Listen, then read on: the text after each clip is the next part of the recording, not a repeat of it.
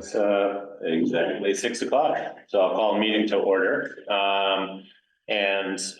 We had the results of the election, and with that, we are welcoming back Bill and Chris. Thank you and congratulations. So that puts us into organizing, which is a little unique because we had the same member makeup. So that includes electing a new chair or re-electing a chair and vice chair, adopting the rules and procedures, and appointing liaisons to the Curtis Pond Dam and the Shedby Calais matter. So I'll, with that, entertain a motion for electing officers. We'll start with chair. Want to make a motion? Or? I'd like to make a motion to elect Jordan Keys as chair. Thank you. All those in favor? Aye. Any opposed?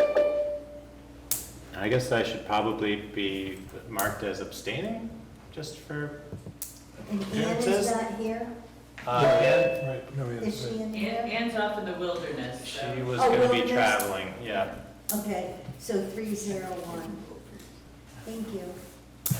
Three is enough. 3 is enough, we'll just leave it. You can vote for yourself, though, it is allowed. All right, I'd entertain a motion for vice chair. I will move Jamie to be vice chair. Thank you. Second. All in favor? Oh, so do you accept? Okay. All those in favor?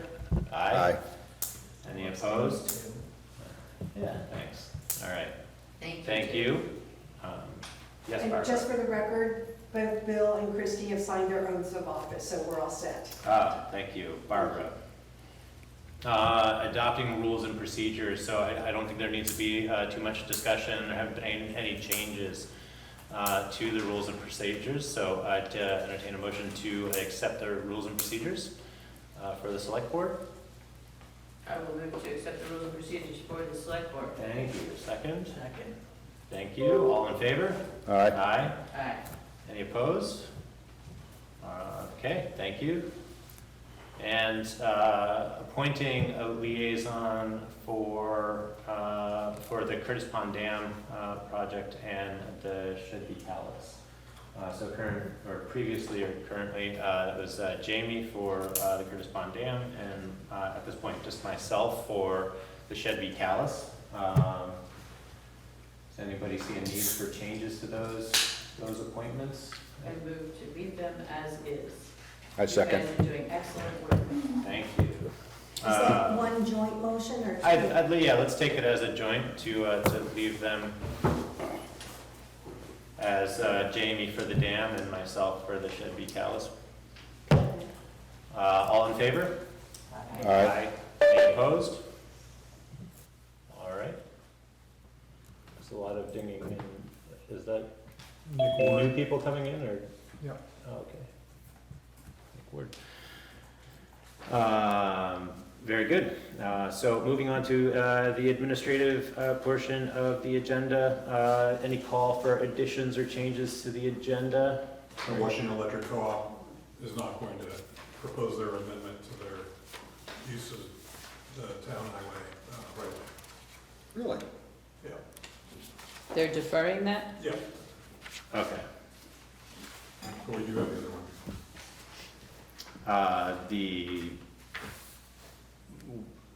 The other right of We're talking way. about the Collar Hill, they're deferring that one? Yes. Okay. Okay. Great. Any other changes or additions? No? Okay.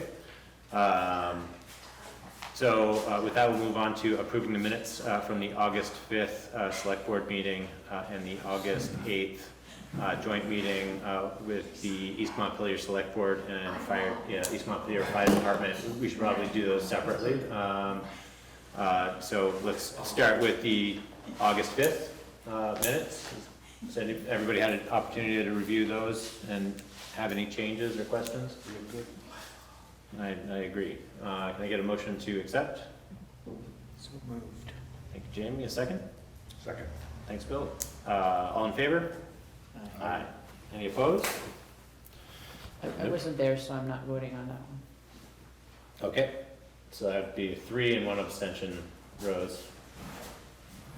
And then for the joint meeting between East Montpelier Select Board and East Montpelier Fire Department, which was a meeting to, actually it was their end of year kind of summary, as well as a discussion of the modified interlocal. Does anybody have any changes to the minutes that Rose prepared for us? They were good. Yep. Can I get a motion to accept? Motion to approve the minutes of the East Montpelier joint meeting. Thank you. Second. Thank you, Bill. All in favor? Aye.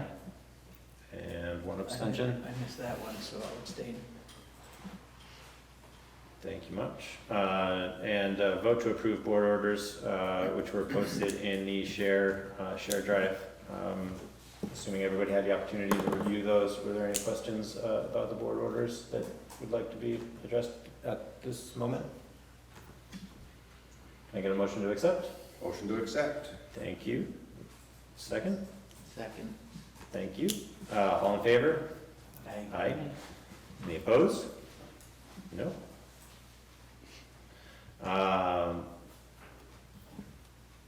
Did I lose track of myself? Yes. Approve the conditions or deny the application for a private maintenance public roads. So there's the applications that were posted in the share folder for Pfeiffer's Ride, which was submitted for the Bassages, Hannah Sorensen's, I believe, right? Is that everyone? Yeah, It's it's a a joint, yeah. joint submission. Did anybody have any questions about that? It's very similar in nature to previous applications that we had entertained in our previous meeting.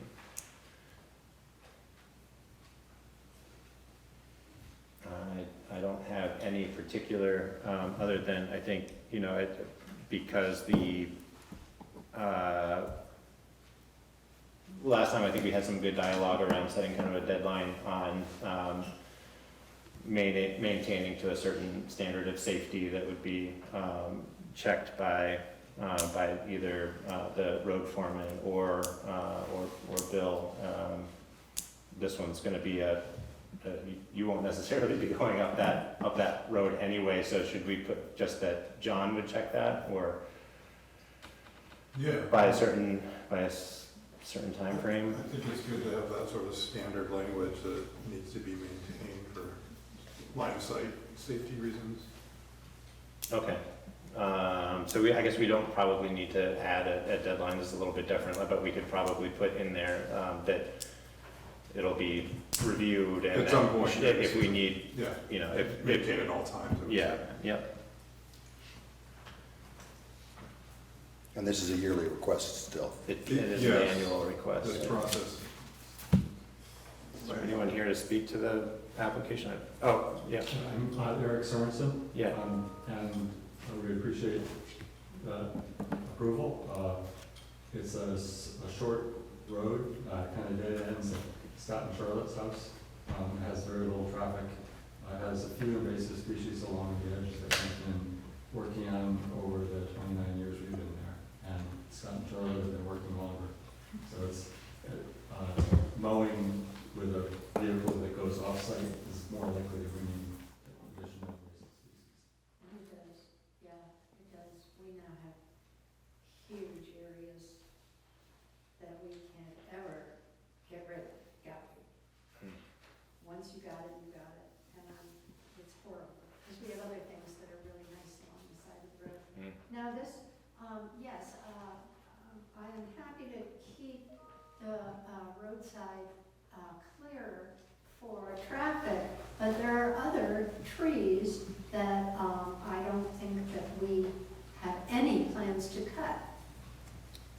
That should be fine. We had a lot of dialogue around this particular thing for the 2 previous applications, and without kind of getting into the weeds for a lack of better phrasing, but we just agreed to add language that would provide the town the opportunity, should there be an issue with like line of sight relative to, new growth vegetation, that we afford ourselves a room to have that dialogue with the property owners who are committing to maintaining the roadside. So it was a little different on the previous applications because they were busier roads with more traffic, where that could potentially come into greater play than this one. So that's really just kind of the nature behind that language. Happy to do that, as long as it's new. Yeah. I had just a question about the annual nature of this. We've been doing this for many years on our own, and this is kind of a new thing to have an annual permit. Is it necessary to have an annual review of this, or is this something that can be extended for multiple years? I think that's a good question. So there are a number. There's lots to do, and this may not be one of the biggest. Yeah, I mean, to be fair, the application itself was relatively new to us, I guess, as a select board. It wasn't obvious that this process existed. It wasn't very well defined in any of like either the road standards or other policies that are on record. So right now we're just trying to carefully use what applications we have without getting into the weeds and editing and starting kind of bigger dialogue. But we're thinking that there's plenty of opportunity for like a more kind of comprehensive review of a couple of interplaying policies and applications. This could very well fall under a work within the town right of way. I don't know why it necessarily needs to stand as a separate document.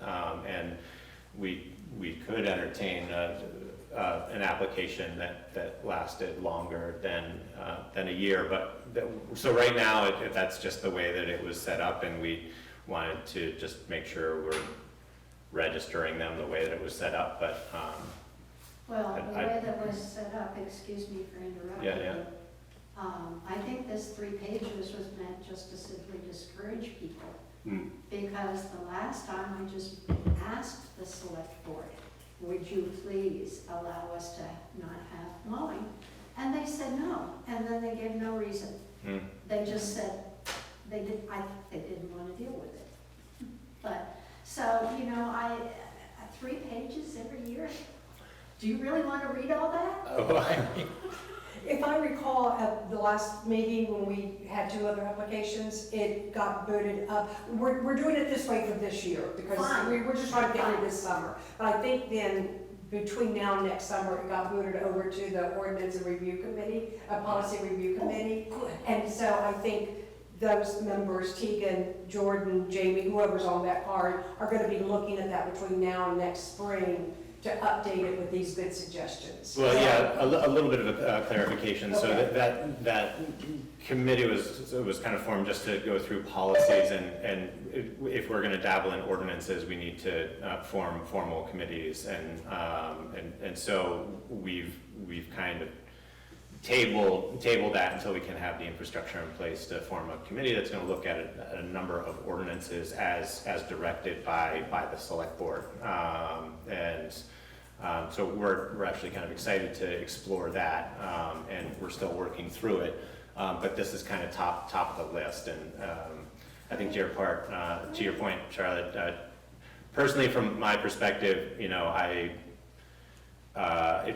the town, any work within the town right of way comes with an obligation to maintain to a particular standard, and to take into consideration safety elements. So like, just make sure that expectation is established, and then I don't see why there needs to be an annual dialogue around it, as long as there isn't a conflict, or at least a process for dealing with discrepancies when they arise, so. Sounds good. Yeah, so, that's the history there. So stay tuned, I guess, as that group gets formed, and there are calls for appointments for it. Okay. So thank you. So with that language added to the application, can I get a motion to accept? So moved? A second? Second. Thank you. All in favor? Aye. Aye. And any opposed? No? And so that'd be unanimous. I didn't say aye, but I'm in support of that. Thank you. So, yeah, thank you. Adopt the Vermont 250th anniversary resolution. So that was a resolution that was circulated from the state, which basically says that there will be a plan to make a plan, I think. Is that a fair characterization? Noting the significance of the upcoming 250th anniversary. Thanks. And so with this, there'd be adoption of the resolution that Calais would, is committed to a certain extent to facilitating, participating in celebratory events. Funding hasn't been defined. It also affords us the opportunity to appoint somebody, either an entity within the town or an individual. And at the moment, there is discussion around kicking this over to the Historic Preservation Committee, and maybe a representative of that committee, but a little feedback. So I guess we won't make the appointment, right? But we'll adopt the resolution. Right, he's saying we will. Anybody have any comments on that particular thing?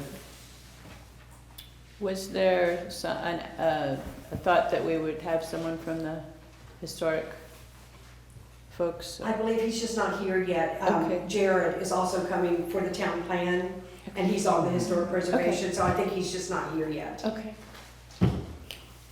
Could we maybe talk about it when he's here? We could. Do you want to table that until? Yeah, sure. All right, sounds good to me. We'll table that. Public comment. We're running a little ahead of schedule. We've got 15 minutes for public comment. Is anybody here to speak to anything that is not already scheduled on the as an agenda item? I would like to. Sure. Anybody else? Okay, so I have two things. One, you have already reviewed and approved a few things, so I'm going to start passing to you the things you need to sign. This is a certification for the officers you just elected. This is the select board rules of procedure that you just readopted. And this is the 25th anniversary resolution. Once you make that vote, we'll need signatures on that. So you can start that, and as long as they end back over there with Kari, I'll get them at the end of the meeting. Thank you. And I'm going to have that for you for that discussion. And there are organically grown cucumbers here. People, please take a cucumber home so I don't have to. Thank you.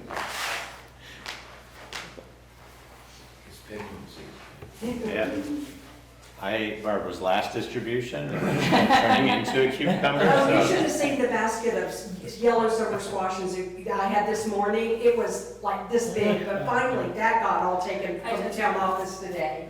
Wow. So, thank you. Happy to, the Saturdays that Extra Row Veggies is not open is when we end up having all this extra stuff. Thank you. All right. And Doug, do you have a comment about anything that's not on the agenda, or are you here to speak to a particular agenda item? Speak to different things about the town. Okay. I want to know who come up Tucker Road and they made that corner so you can swing around and go down on Lighting Ridge. You know who did that? No, did what? You come up Tucker Road then you turn and go down like a ridge. They shortened that corner up, so they could, you see? No, I don't know. You know. When was that? I don't know, I just came down through there today and I noticed that. Of course, that corner is my land, so I would think if you had, you know, you got a driveway over there that we're gonna have troubles with. I talked to you about, I mentioned it to you before, that he drives on our road like 3 o'clock in the morning to plow. I'm not gonna accept that anymore. I'm not taking that anymore. Okay. Okay. Huh? It's 3 o'clock in the morning. Why do you want to plow and wake everybody up 3 o'clock in the morning? That's crazy. And I don't know why he does it. Nobody else ever done that. Nobody. I would agree that's very early. Huh? I'm not sure why. And I know the 6:15 is the first truck that comes down that road every morning. First, 6:15. And also, he does a lot of, you know, things that I think he's trying to, don't like. I don't care if he likes me or not. You know? And in front of my house, he comes along he plows way too wide, all the way down the hill, all the way down by my house. And I know when you get over the top of the hill, you're going down towards the school. He's got 5 of these, get the water off the road, 5 of them, going right onto my feet. Cutouts. Okay? And then the guy who lives in the house, I feel bad for him, because it all runs right down to his dooryard. And he's got one that comes off the road into his dooryard. The way to fix that is to make the road go the other way, instead of go towards that house. That guy's not here, but, you know, I didn't ask him about it, but I know damn well that's the way it should be fixed. So the old road used to go down through there. Do you know that? No. You know that? Well, no, I'm not aware. Are we talking about Lightning Ridge going Yeah. Anybody? going a different road? Huh? Going a different way? It does now. It used to go down through the woods. And you could see it if you go up there. You could just, you go there. I know where it was over by the Winston's house. Where? Rick Winston, No, I'm waiting. Johnson's, no, but I knew that section. Yeah, well, anyway.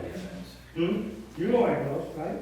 I don't know what Well, anyway, you can see it, the trees are there, the stumps are there, you know, that's where it goes. And the old timers went up and all the old farmers got together and they picked up all the stone walls on my property, put it on a stone wall. Because they couldn't make it, they used to call it Martin Hill. Because the horses can't go up through there, it's muddy. Couldn't get up through there. So they moved it over. And they took all the stones off my land and put it over there where it belongs. And the water runs right through the fieldstones. You know?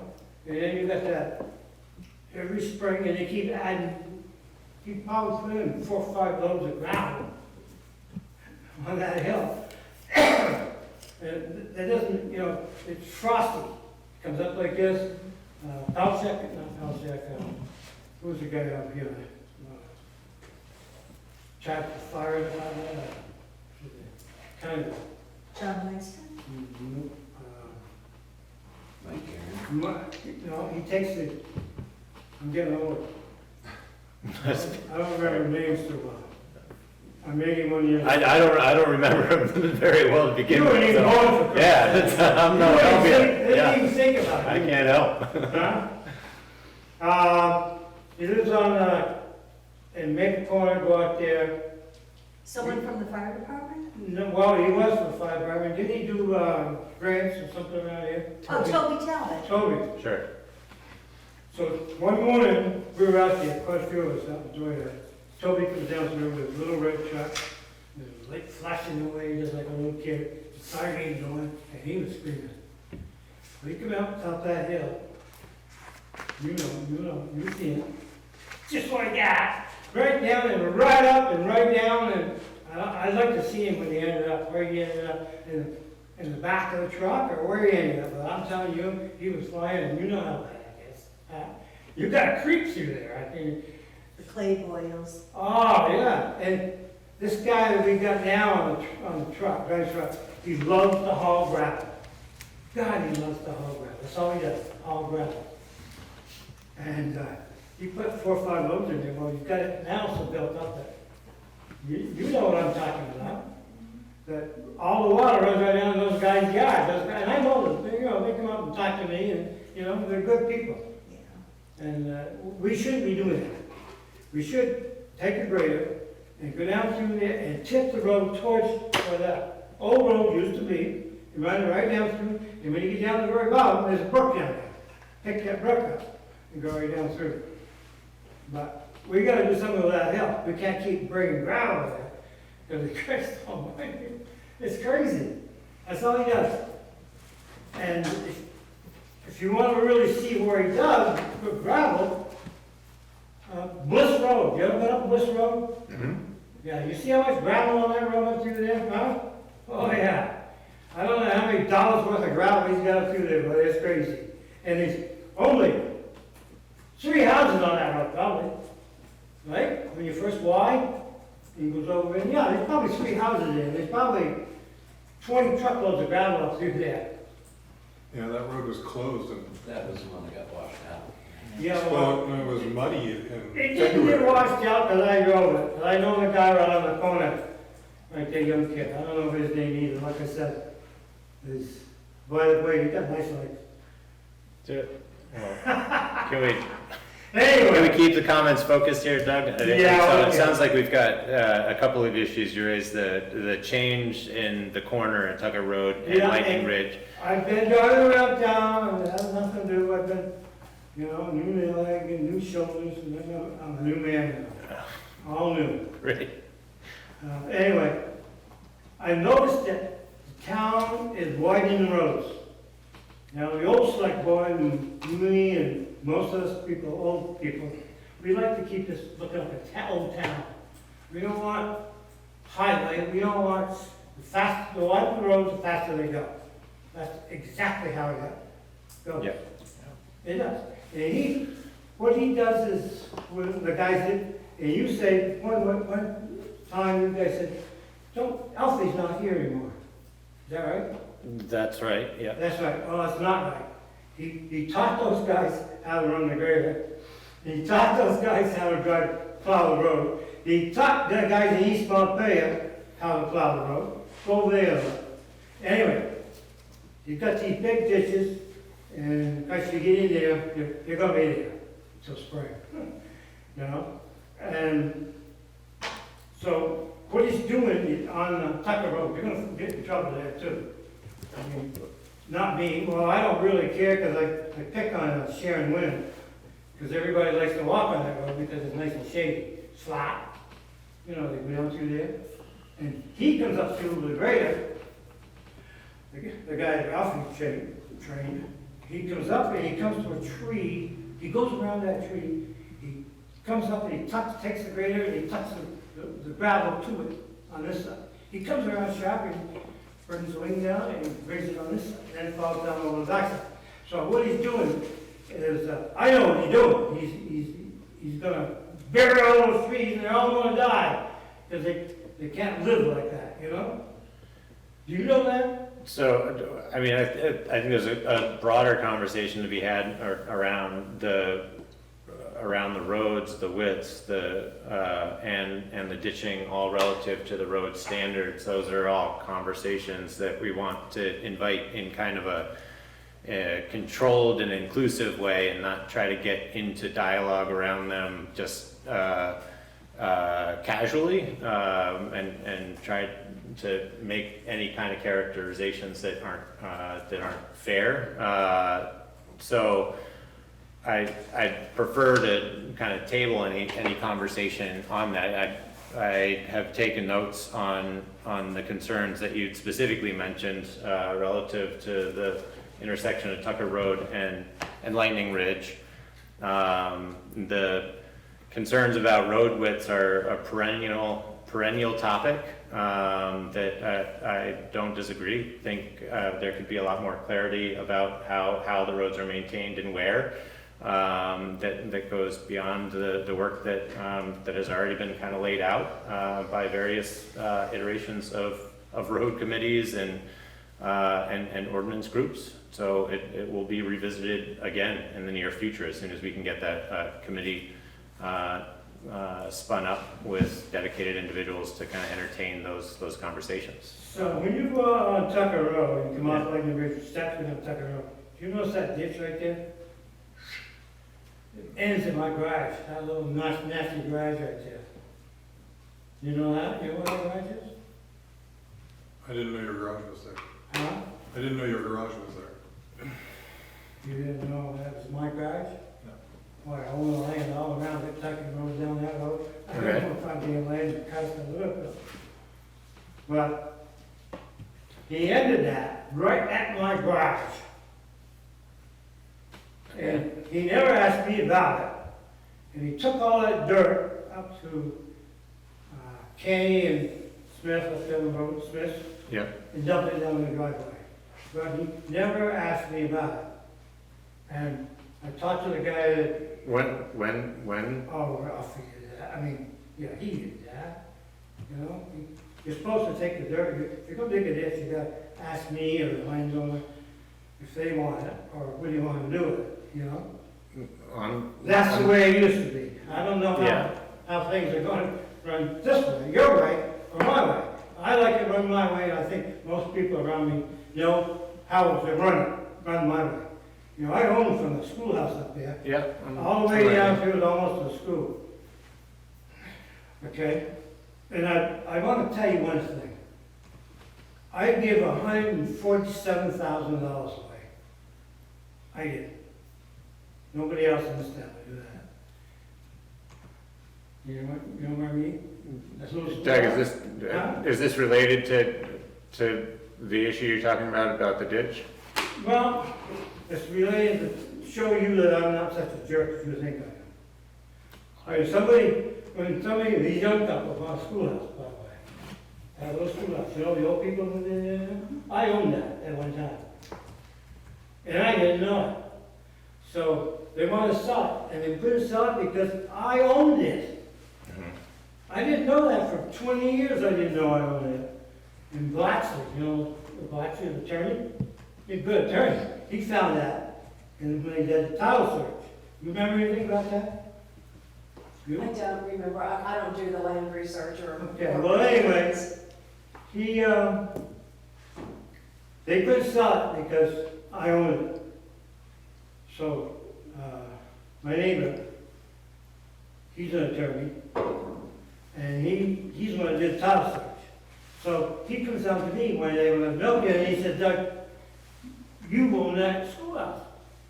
I didn't know that, because it went with a big field. You know, Thompson field, a big field, it went with that, right? So he wanted me to sign off on it. So I said, you know, I don't mind signing off, I'll have to ask my boys. And he said, I called my attorney. My attorney called me up and said, you own that, what do you want to do with it? I talked to my boys, and the boys said, tell them, Dad, you always want to live there. You know, but I didn't, so I gave it to her.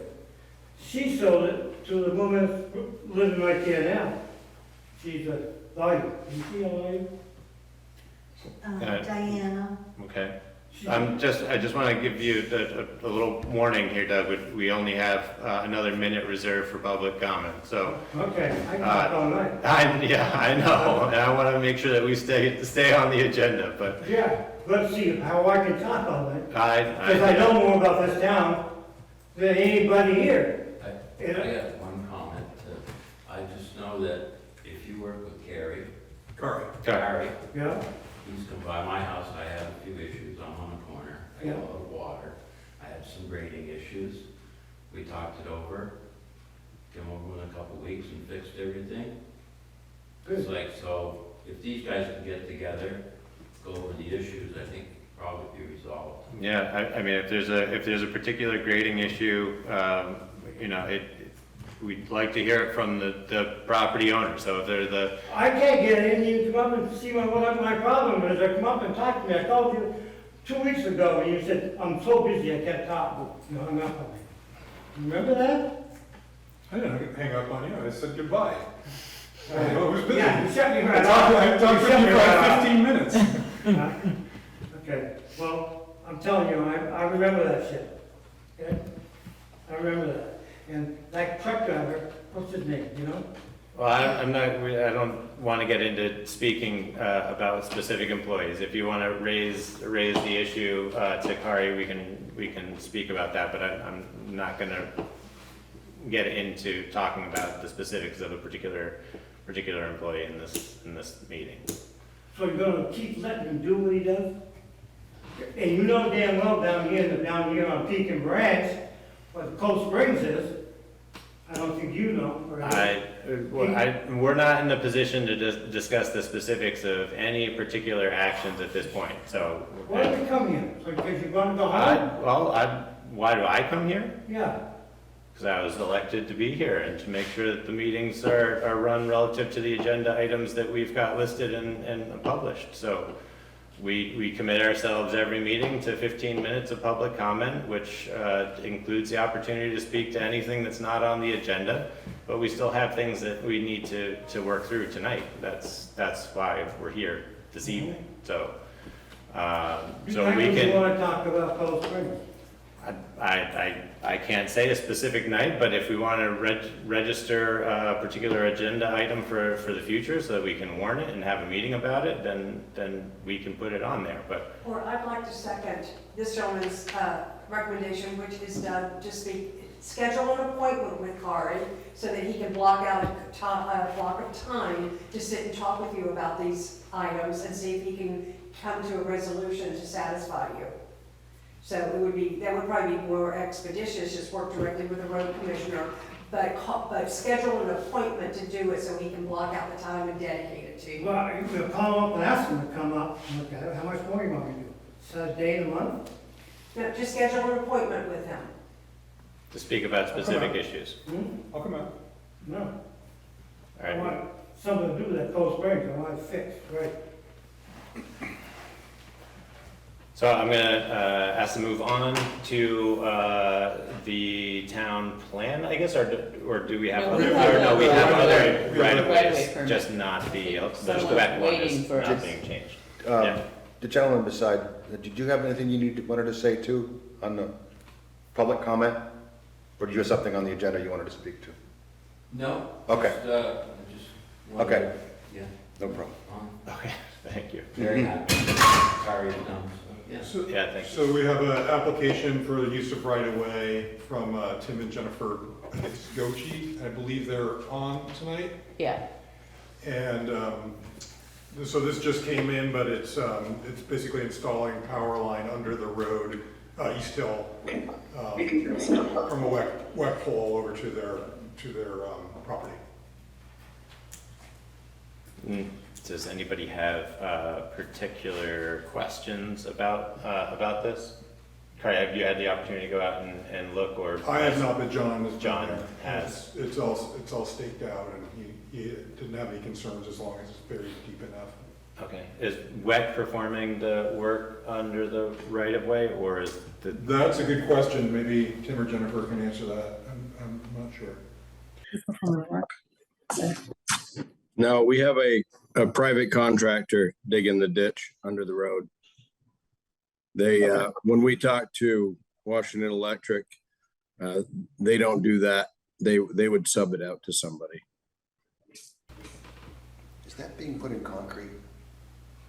I don't think that was the plan, but we can require that. I know it was required here when they ran power over to the town office. They had to put concrete in there.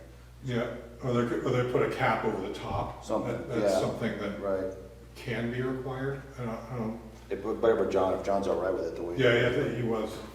Okay. He didn't think that was necessary in this case. I discussed it with Mr. Stafford, and he said that putting it in a conduit and then putting that conduit inside another conduit would be appropriate. Who's the contractor who's doing the work? Yes. And who is the contractor? Is it an excavator, or is it an electrician? No, an excavator. And I do have an electrician that's gonna be there at the same time, yes. But who was doing the excavation work? Excavation work is gonna be done by Sid Griggs. And the Selectric is the company that's doing the electrical. Yeah, I guess it's buried to 4 foot. That's what John asked me to do, yes. Mm-hmm. It'd be nice to, per usual, it'd be nice as we receive these to just get a measurement for that kind of locates it in space and time. We see the sketch that's being submitted with the application, but for town records, it is helpful to have particular distances noted from like the driveway, you know, whatever the curb cut is, to where it's going to be crossing the road. There have been a couple of instances recently where we've had to do road work where it's just really nice to have that record on file that notes where it is with some distances, so that we can kind of roughly triangulate where those are. You know, I'm okay with the representation here, but could we ask to have that added to it after the fact? Yep. Just so that it's noted as a. Are you guys following that? Yes. So you're asking for like a measurement given to the town of how many feet from the driveway, for example? Center of the driveway, yeah. Center of the driveway. Center of the driveway works. If there's a property boundary that's closer, two measurements is ideal. So center of the driveway, and if there's a property line that you could get a distance from, then at least if we ever had to go out in the field to reference where it is, that would be hugely helpful. Okay. Doesn't have to be an engineered plan, but Yeah, measurements. it's gonna be a straight line from the meter to the pole. Yeah. So. That would be great. Where it crosses it, yeah, where it crosses under the road. Yep. Thank you. So this application just haven't been received today, has not been paid for. So another one of the things that Kari needs to put in the conditions is the $50 payment received before we can actually forward. You guys can go ahead and approve it tonight, conditional on the $50 received. So the $50 was paid. I paid it online today. I spoke to Tegan about that, and she instructed me what to do, and I got a confirmation that it was paid, that it was accepted. Okay, thank you. We just haven't gotten that from our bank yet, so we have to receive that from our bank, and then we can forward the permit to you. It takes a day or two for everything to process through. Okay. Thank you, Jennifer. Do we need to have any kind of conversation about traffic control or anything like that, or closing the road? Is there a particular date that the work is scheduled? No, they let us know and we can, well, they'll put signage up, but if we know ahead of time, we can let Front Porch Forum posting or something, let people know. Yeah. I've already spoke with the contractor, and he assured me that he would have traffic control tended to. Okay. Thank you. I think it'd be nice if you called the town hall, the town garage or Kari, when that work is scheduled, so we can put it on the calendar, so we know what's happening. So we don't have a great. That is my plan. All Yeah, right. that is our plan. That's what I told John that I would do. Thank you. Thank you. Thank you. Yes, Rose. I remember from permits in the past, there was an issue about making sure that the road is compacted. And so there's a proper use of whatever kind of material they need to use in there, has to be compacted. And so obviously the road foreman or road commissioner, someone should be there to view it, to make sure the proper use of materials, but the compaction is important before they do a concrete cap. Just remember that from history. Yeah, it is, and John is pretty well attuned to that. He's brought it up in other applications, because this is getting performed by an excavator. I would assume that he would. He used to work for the town. Yeah. I think Sid knows what he's doing. So he would understand the compaction. One of the previous applications, it was a property owner who was performing it, so we got more into the weeds on that, and inspection, but thank you for raising that issue. Can I make a motion to conditionally accept this? You can. Second? Second. Thank you, Jamie. All in favor? Aye. Aye. Any opposed? Nope. No. So, Kari, will you be able to let us know when that comes through, or? Which comes to when the work when is the performed? payment- When the payment comes through. Yes, I will. thank you. Thank you. Thank you. And, are we gonna discuss the, right-of-way application? No, that's one we just did. Never mind. Town plan. Is Jared online? Jared is online. I am online. Hello, guys. And just a reminder that we tabled the other thing that Jared was talking about. Yeah, so, Jared, we tabled some dialogue around the 250th anniversary, resolution. Do you want to start with that maybe, and then we'll go to the town plan? Yeah, that's fine. I mean, my message from the Historic Planning Commission is just simply that, yeah, we'd be happy to have somebody be a part of that if you have someone in mind from the group, or we can send somebody, but we would be happy to have somebody as the town's representative. Well, I think the resolution affords us the opportunity to either call out an entity who's going to be appointed the responsibility of tracking it, or a person or an individual person. There seem to be a preference on whether or not we just kind of assign it to the committee as a whole. Yeah, I think that's probably the best. I think just to let that be the Historic Planning Commission, and then we could from that be the one to track it and keep everybody up to date. Okay. Historic Preservation Commission. Right. So I guess with that, we could take a motion to adopt the resolution and appoint the Historic Preservation Committee as the designated liaison for the resolution. And any? So moved. All right. Second. Thank you, Jamie. Any questions? All in favor? Aye. Aye. Hi. Any opposed? No? Great. Then we'll move on to the town plan dialogue. Awesome. Yeah. So I'll tell you where we're going. One, we have, I'm going to get these meeting dates out, but we have added 3 special meetings, virtual meetings, to do some more reviewing. Where we're at is now a sort of a 2-tier approach.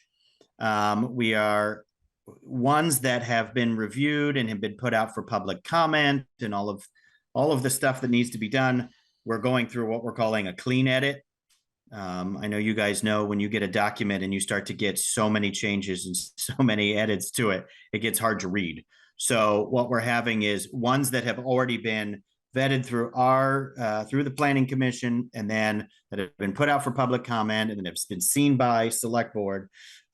We're having one of our members go through and do sort of clean edits. We have all the edits, but then making a clean version of what it can look like. And then we're going back through that. So that's one sort of track that we have. The other track is to continue on what we've been doing, which is new versions that we haven't reviewed yet, that haven't been sent out for public comment, that need to seen by Select Board. We're going to be doing those at meetings as well. So we've put in 3 special meetings, and those are going to be of clean edits. And then the remainder of the meetings will be the others. the idea is that as we go through them and we get some more comment, we update them, we add them to the clean version with the hope then that we have something in a full one document as soon as we can get it. Right now, I think we have 4 sections that we still need to fully go through. We have a couple that are being edited so that we can send to you all to see. And then we have a couple that we haven't, as a commission, have not looked at yet. So we're still moving along. We don't have any reason to believe we won't be ready, and maybe within more time than we thought, to give to you all for review.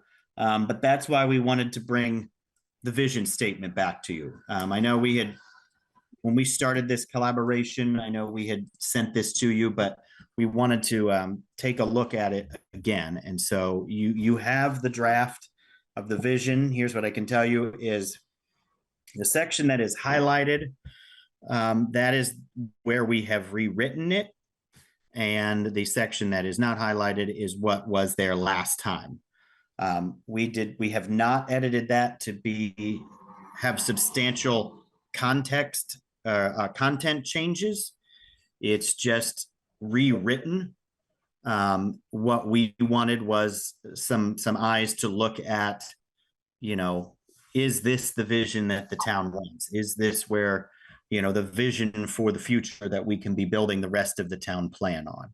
And so you may all look at this and say, it's too much, it's too long, there's too much of, we just took the vision that was there last time and rewrote it, but not taking out any of the major content of it.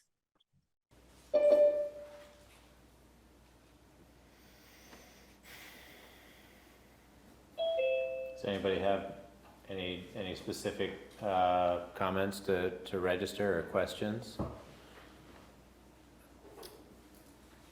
So I think the rewriting is generally good. I think the overall vision is what I would think Calais is heading towards. I did have some questions, Jared, under the plan of action.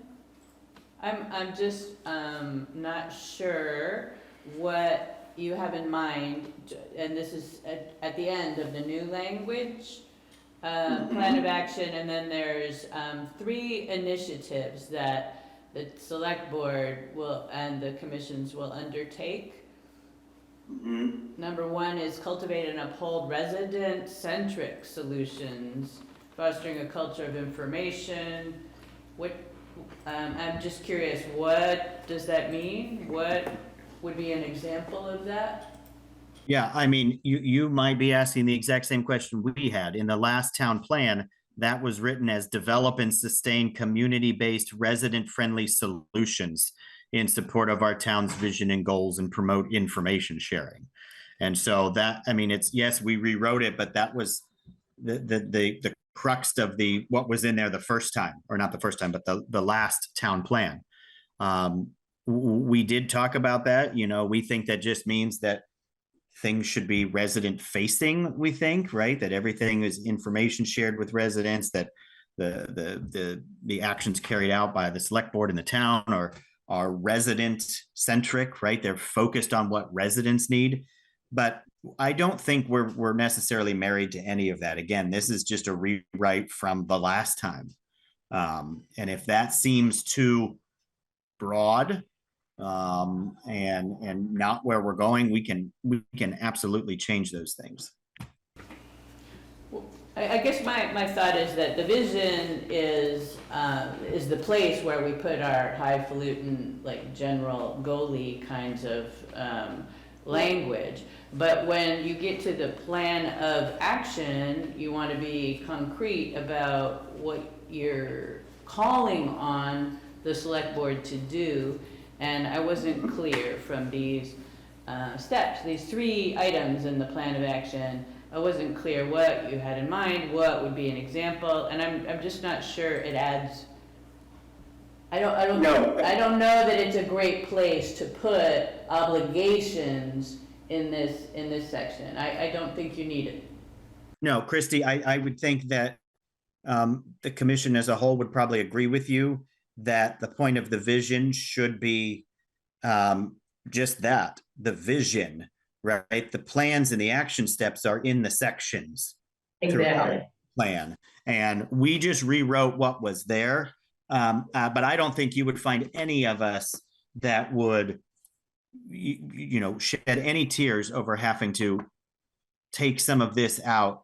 The vision, and I would say that our vision would be that the vision is straightforward and to the point. It's the aspirations of the town. The rest of the town plan gets into the specifics, the actions, the steps, the things to do. I don't even know if this needs to even be in there at all. Okay. I mean, my thought would be to remove the plan of action from the vision. Okay. Because the whole rest of the plan is your plan of action. Correct. But I really appreciate all the work you guys are doing on this. It's a ton. No, yeah.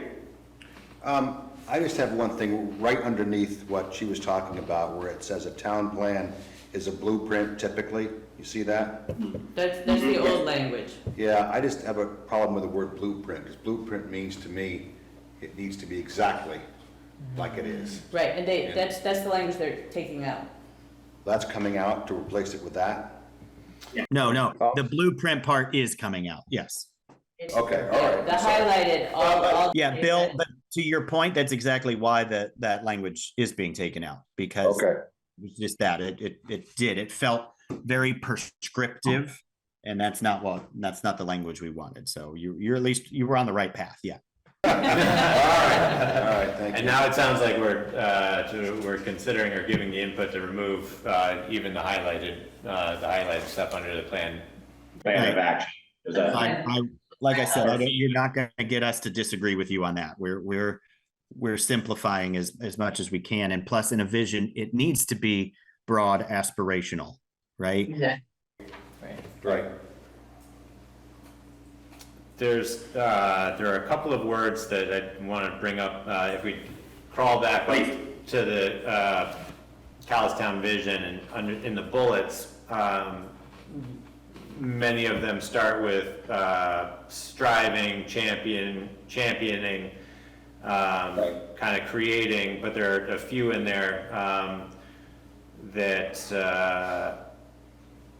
seem like a bit of a trap. Like the ensuring access to high-speed communication networks, and ensuring seems like a pretty strong directive to the town to be assuming, and I'm wondering why that would be any different than either encouraging or promoting or supporting. Could we? No, you're absolutely, that's one of those things that we're trying to do as we go through, is to remove words like that. And so that's a catch on your part. Like, yeah, we need to find a different adjective there, or a different verb, whichever. Right. But we need to find another way, because you're right. That makes it sound like it's prescriptive. You have to do, as opposed to enhance or, strive to do that. Right. Like, yeah, so no, we can absolutely find a different word there. I'd say the same, I guess, with offering comprehensive. And I literally just highlighted that too, because we want to get there, but by offering it, are we saying we're physically actually going to offer it? Mm-hmm. What about the first one? Meeting. Calais commits to meeting diverse housing needs. Is that another one that Yeah. I'm not sure we can Correct. commit to? Yeah, we can look for another word too. There, that's not a problem. I wish we could. Sounds nice. But again, I think what you're looking for are those, again, more aspirational words, and not words that sort of tie things directly to it, right? Yep. Like that, well, you said you are going to do, so why haven't you done? As opposed to pushing for something, right?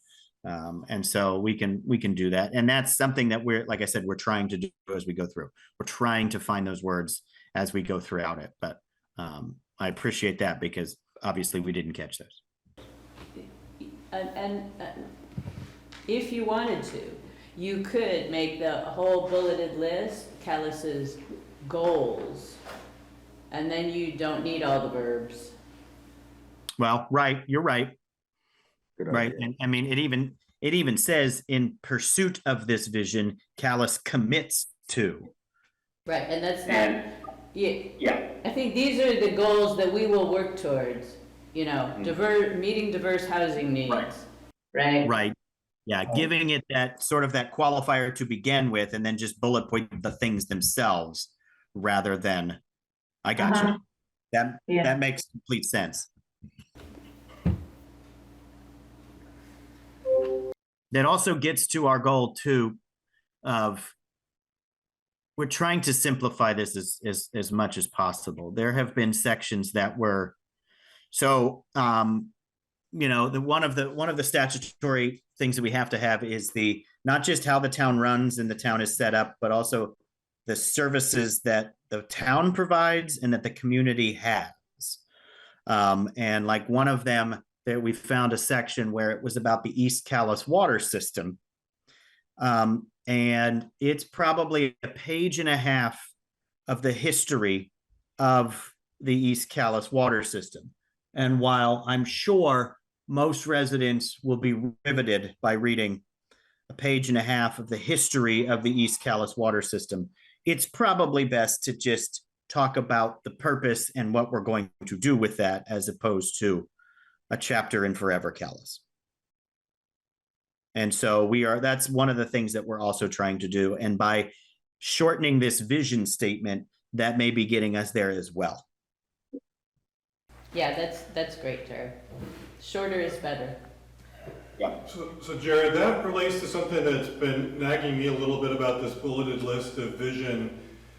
In that sometimes, I'm not sure if you consider this, but like programs that we're already doing that we want to try to maintain and balance as we're pursuing these other things. And the thing that is really jumping out to me, if I boil it down to be one word, it'd be safety.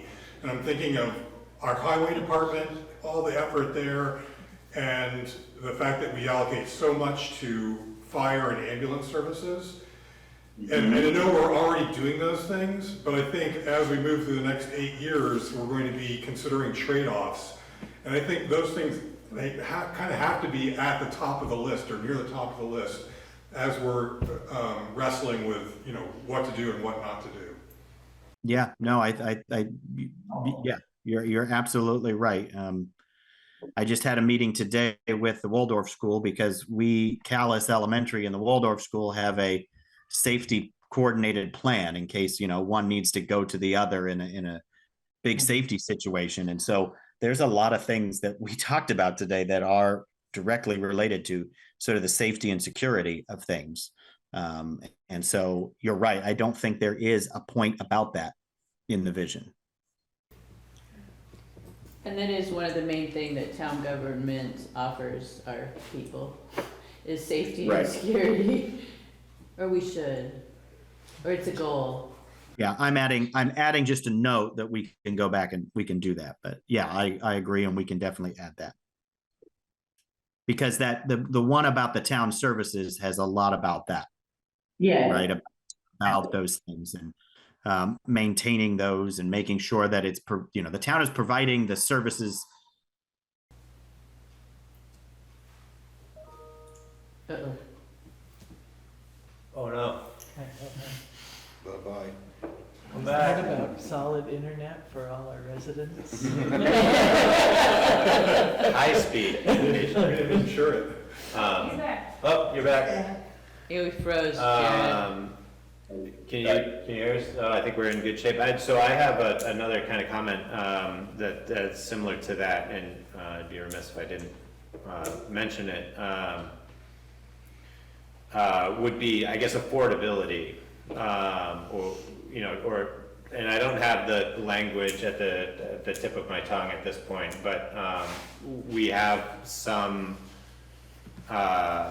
elements in these goals that would speak to affordability, or at least considering it. But I think to Kari's point, the road ahead, there are there are gonna be budgetary constraints that we have as a community, where we need to prioritize, certain things over others, and how do we balance that prioritization, and also in consideration of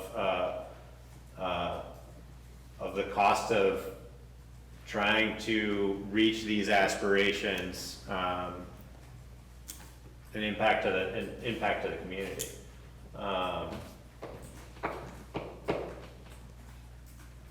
There aren't infinite resources, and we, as a community, struggle with economies of scale with so many of our decisions. So how do we capture that in these kind of lofty, make sure that we're representing that ambition in these loftier goals, so that can be taken into consideration when we are faced with tough decisions. Yeah, I mean, it's the long-term financial stability of the town is also, right, something we have to take into consideration. And, we have a lot of lofty goals, but we also need to be managing those finances properly. And so I think putting that in there is not a bad idea. I do have a question about this. This is something that we got into a discussion about. Is it okay to just leave the bullet points of the vision just sort of there, or should they be in any sort of like ranked order? Or do we like that they're just there so that one thing isn't above another in terms of importance? That was something we wrestled with. Yeah, and I think following up on what Jordan just said, given that we are a place with limited resources, I think one of the major functions of the plan is to lay out what our priorities are as a town. So I do think a ranked order, or at least tiers, would be really helpful. It takes some thought and conversation, obviously, but there's so many wonderful things we could do, and with limited resources, what are the most important ones? Okay. Makes me wonder if it's worth like putting some of those into categories. So if we have, let's say we have 5 categories of aspiration, and we have environmental, land use and development, or housing, or something. I guess these would be almost like to a certain extent, mirror the sections of the town plan, and noting the aspirations under each one of those, where they could be somewhat ranked, or at least pull them out in that fashion. No, we could take each section of the town plan and do a little brainstorming about can those be grouped in different sort of sections, and then from that, then group those goals into those sections. Like you said, environment. Maybe that undermines it a little too much, but I don't know. Yeah. I think the goal, though, is to lay out what's most important within each category, I think. Mm-hmm. That is true too, yes. Because each one will have competing considerations. The plan should lay out what is our most important, what we as a town consider the most important moving forward. None of this is easy, but.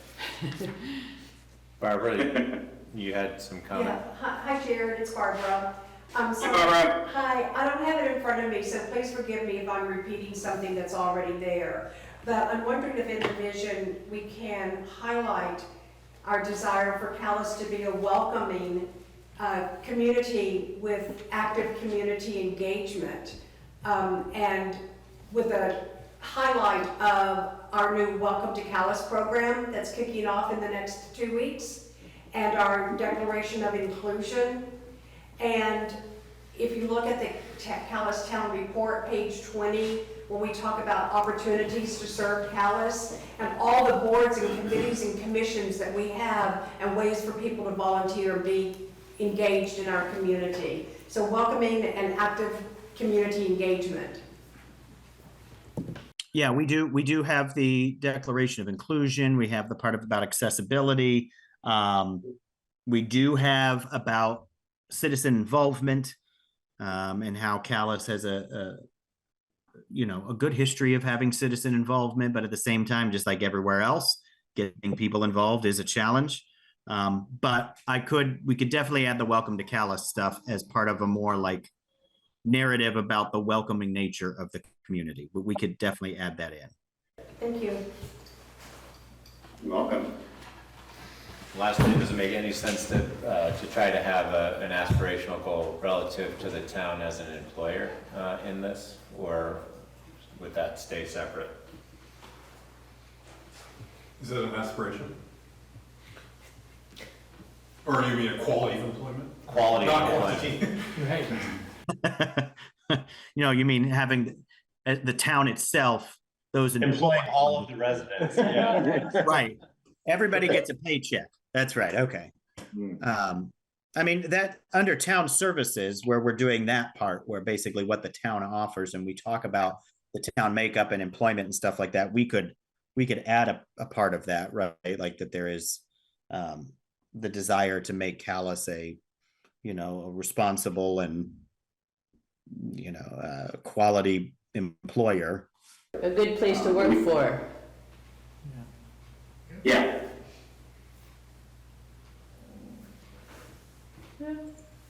Yeah, I mean, I just as we're sitting here, I mean, I could think of sort of subsections, right? You've got the environmental, you've got development, land use, town services and fiscal responsibility, safety and security, and quality of life, where we could try and put some of those.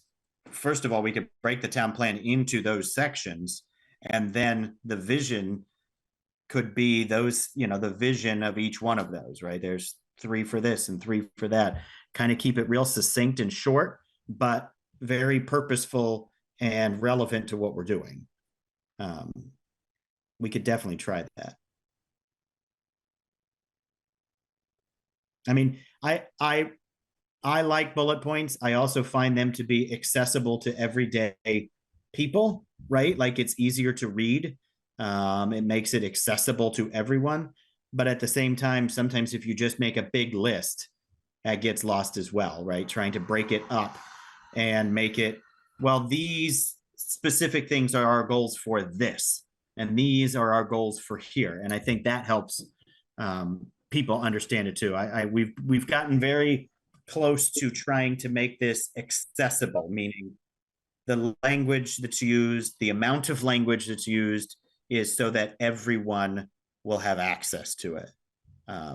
And maybe breaking this down even more gets us there. Yeah, I think that makes a lot of sense. Mm-hmm. Any other discussion or dialogue on the vision? Feeling pretty comfortable where things are. Jared, are you feeling like you've got good feedback? Yeah, I think we can make this, we can get this put together, and have something to put out back to you all and for community dialogue. But I think this can help us move forward because we're not as fast as we want, but we are getting to that point of trying to bring it all together. And so I think that this will help us then. I'm already envisioning it a lot better than I was before, just right hearing the conversation and what we can get rid of in this and where it should be going. That already helps. And so I think once we do that, it'll help us move forward with the rest of it and have something ready. We're adding a meeting this month, and then we're adding one in September and one in October. And like I said, I'll get those dates out. They're all going to be virtual, so we don't need to worry about building and stuff like that. We will just do it as that for public comment and for us to just talk about them. We're getting there. The last sections are some of the tougher ones. Housing, because we're waiting on housing numbers. So some of that is taking us a while. We think we're just going to move forward and then just put, X's where the numbers are. And when we get them, we get them. Energy and recreation services are the three of the bigger ones we have left.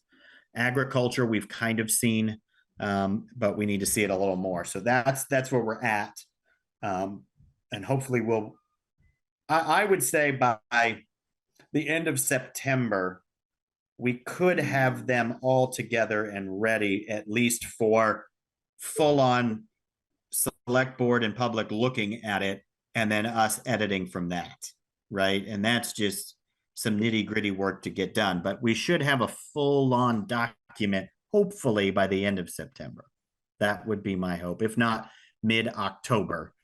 So that then we have the rest of October, November, and then December to finalize what we've got. Since you brought it up, Yep. Go for it. as you get into those tougher segments, and kind of work through the dialogue of that, as much as I'd love to participate in all of the meetings, I'd say like one of the things that that really resonates for me, and some of the dialogue that I've seen around this edit is working on not necessarily saying we are going to do this by this date, but also not shying away from getting specific about some of the things that we will try to do as a community. And with housing, because the housing data that we rely on comes from such a macro level, and very wide intervals, it can sometimes be hard for us as a community, I think, especially as a rural community, to look at those trends and feel like we have any kind of relevance on how we're performing relative to our aspirations. And so, I think it would be helpful if in the town plan, we identify what are the things that we are going to measure or keep track of. Are we going to talk about new house permits that would be fairly easy for us to keep a record of, so that year to year, in between these edits, we can, as individual committees or groups, look at that and say, how are we doing? Same could be said for land conservation. We as a town, it's getting easier for us to just keep this information pretty accessible and readily available, or at least tracked without complex systems. And I think that's where we kind of lack some definition in the town plan. What are the things that we're going to be keeping track of relative to those priorities that we've established in these goals? So when you look at those goals and their subsections, what's the metric that we're then going to measure ourselves against? Even if we don't say what our targets are, we at least identify what the metric is that we're going to be measuring ourselves against. No, and that makes sense, because and select board, when we've talked, that's one of those things that has tripped us up, is the idea of one, not being so specific that it seems unattainable, right? Like the last town plan had action steps that were in tables, and it said which responsible party and by what date. And that's not feasible. But at the same time, it can't just be a list of aspirational goals. There needs to be something quantifiable with some of this. And I think you're coming up with data points or ways that we would evaluate, but that are sort of bigger picture. Maybe not necessarily this, but like we will track the new homes built, right? And in a certain amount of time or over this town plan, something that we can do, that we can quantify, that is helpful to the dialogue that we're having within the plan, but not so prescriptive that it was like select board will by December of 2026 develop it, that's too prescriptive. And so, but I agree, we can do something like that, Jordan. We can find points that we could say, we'll also collect this data, or we're looking to see what happened with X as we go forward, so that at least we have some measurement that we're looking for as we go. Thank you. I think that would be really, really helpful. And especially as we start to like look at the different forms and applications, and we can try to capture some of that information up front that makes it easier to record and maintain that stuff. But thank you, Jared. No, you're very welcome, and feel free always to just email me when you get thoughts, or if we're trying to put the drafts of things on the town website. If you look through them and you ever want to just give comments, just email me and we can try to get them in as best as we can.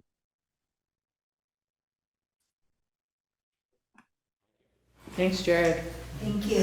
So with that, we'll Welcome. I'll make it. All right. thank you. Have a good night. We'll move on to the use of vehicle speed detection signs and some dialogue around that. So that's come up a number of times in the past couple of months, and asked me to put together some basic information, which put in the memo, and then Rose did the useful history of all the discussion that happened in 2023 around this topic. And so bottom line is, it looks like we own 10 of these signs, a couple different generations. 5 of them are in use over 3 roads, and 2 of them, I believe, are not functioning currently. Does that sound right? One is not functioning. One is not functioning. Okay. In use being installed. Installed on the road. On the road. Yeah. So one of the installed ones is not functioning. Is that what? No, on one that was up, Okay. failed, and has not been repaired. Okay. One by the Maple Corner store. Was that one, a littler one on a trailer? No, there is a speed trailer, but I don't think it's functional any longer.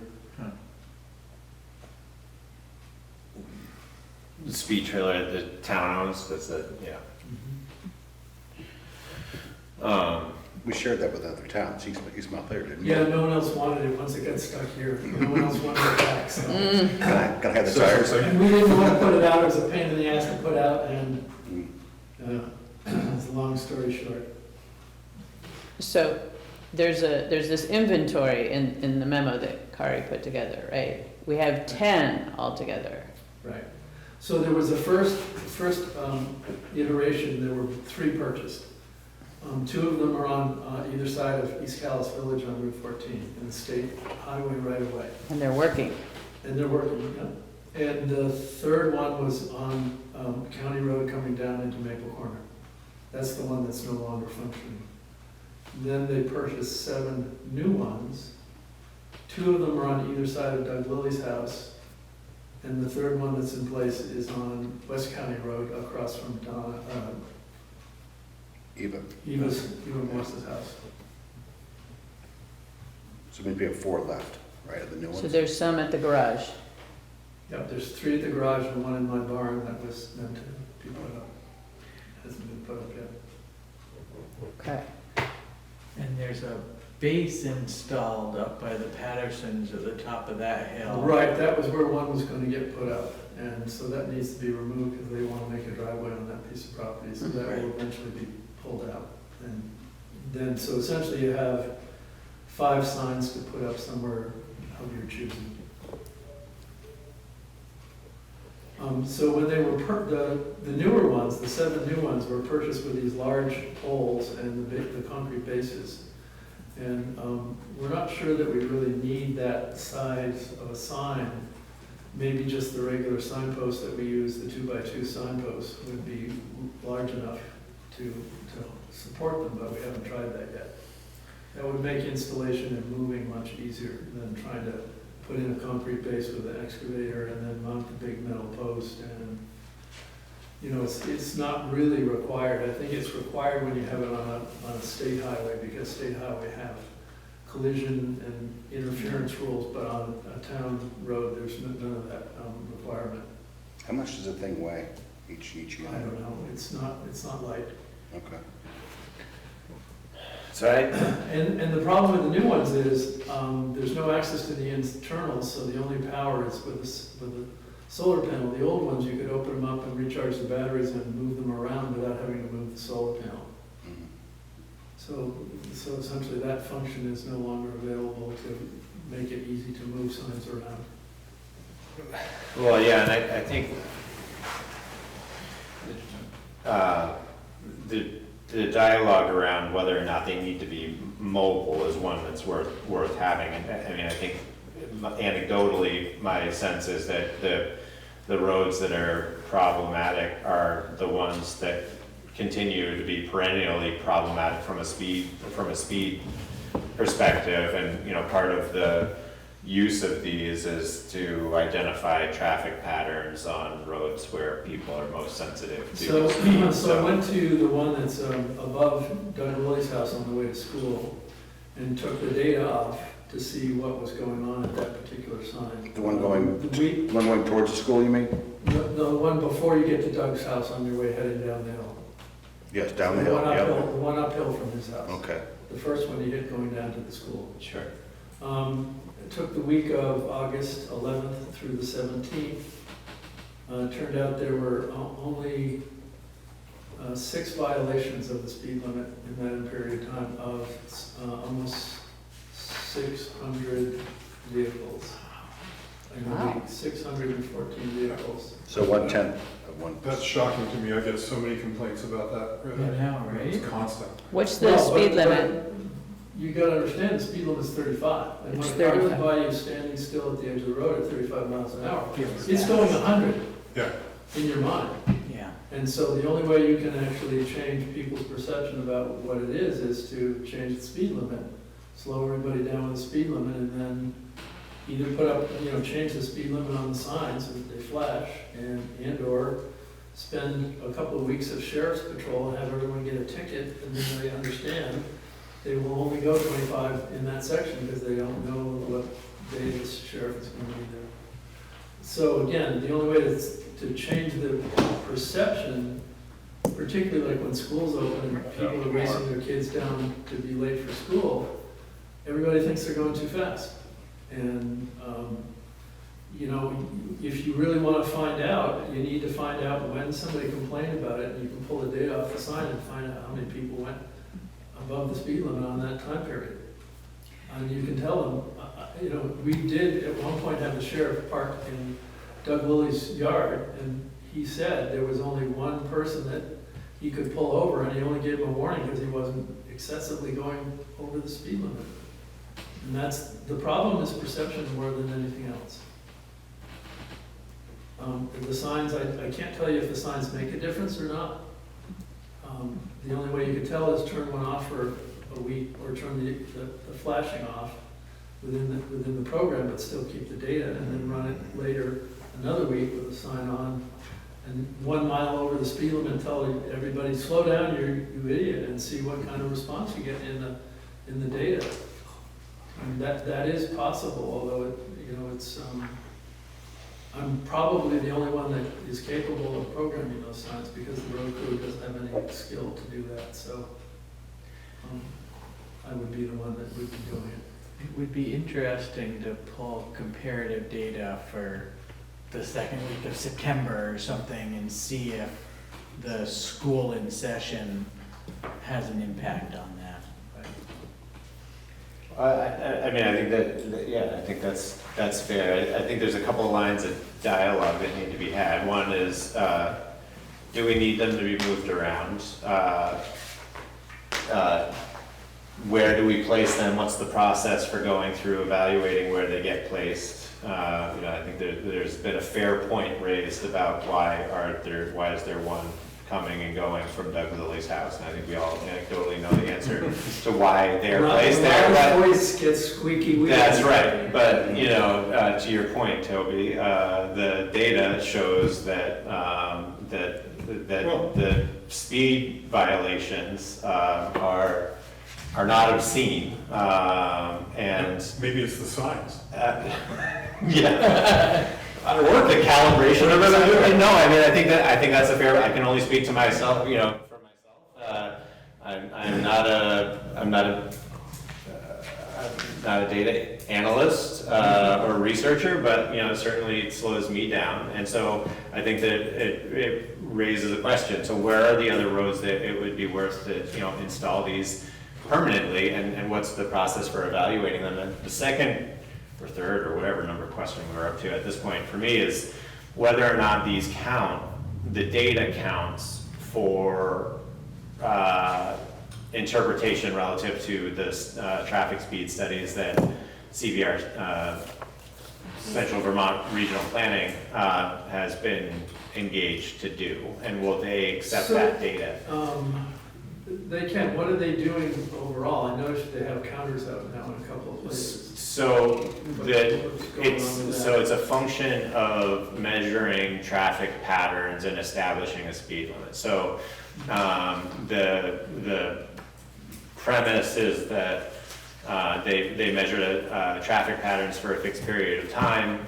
They throw out the top 15%, the bottom 15%, and then your median speed that people are traveling is an indication of what people feel is, as drivers, is a comfortable rate of speed, and that's where they recommend you setting this speed limit unless there are other considerations like the number of driveways, the number of houses, or other kind of like feature-specific things that maybe would warrant reducing the speed, below whatever that median speed is. So that's the process that's been defined for setting speed limits or evaluating speed limit changes, somewhat in statute, when considering making those changes. So, my question is whether or not, for these roads that perennially are getting these complaints, rather than having to wait for CVR,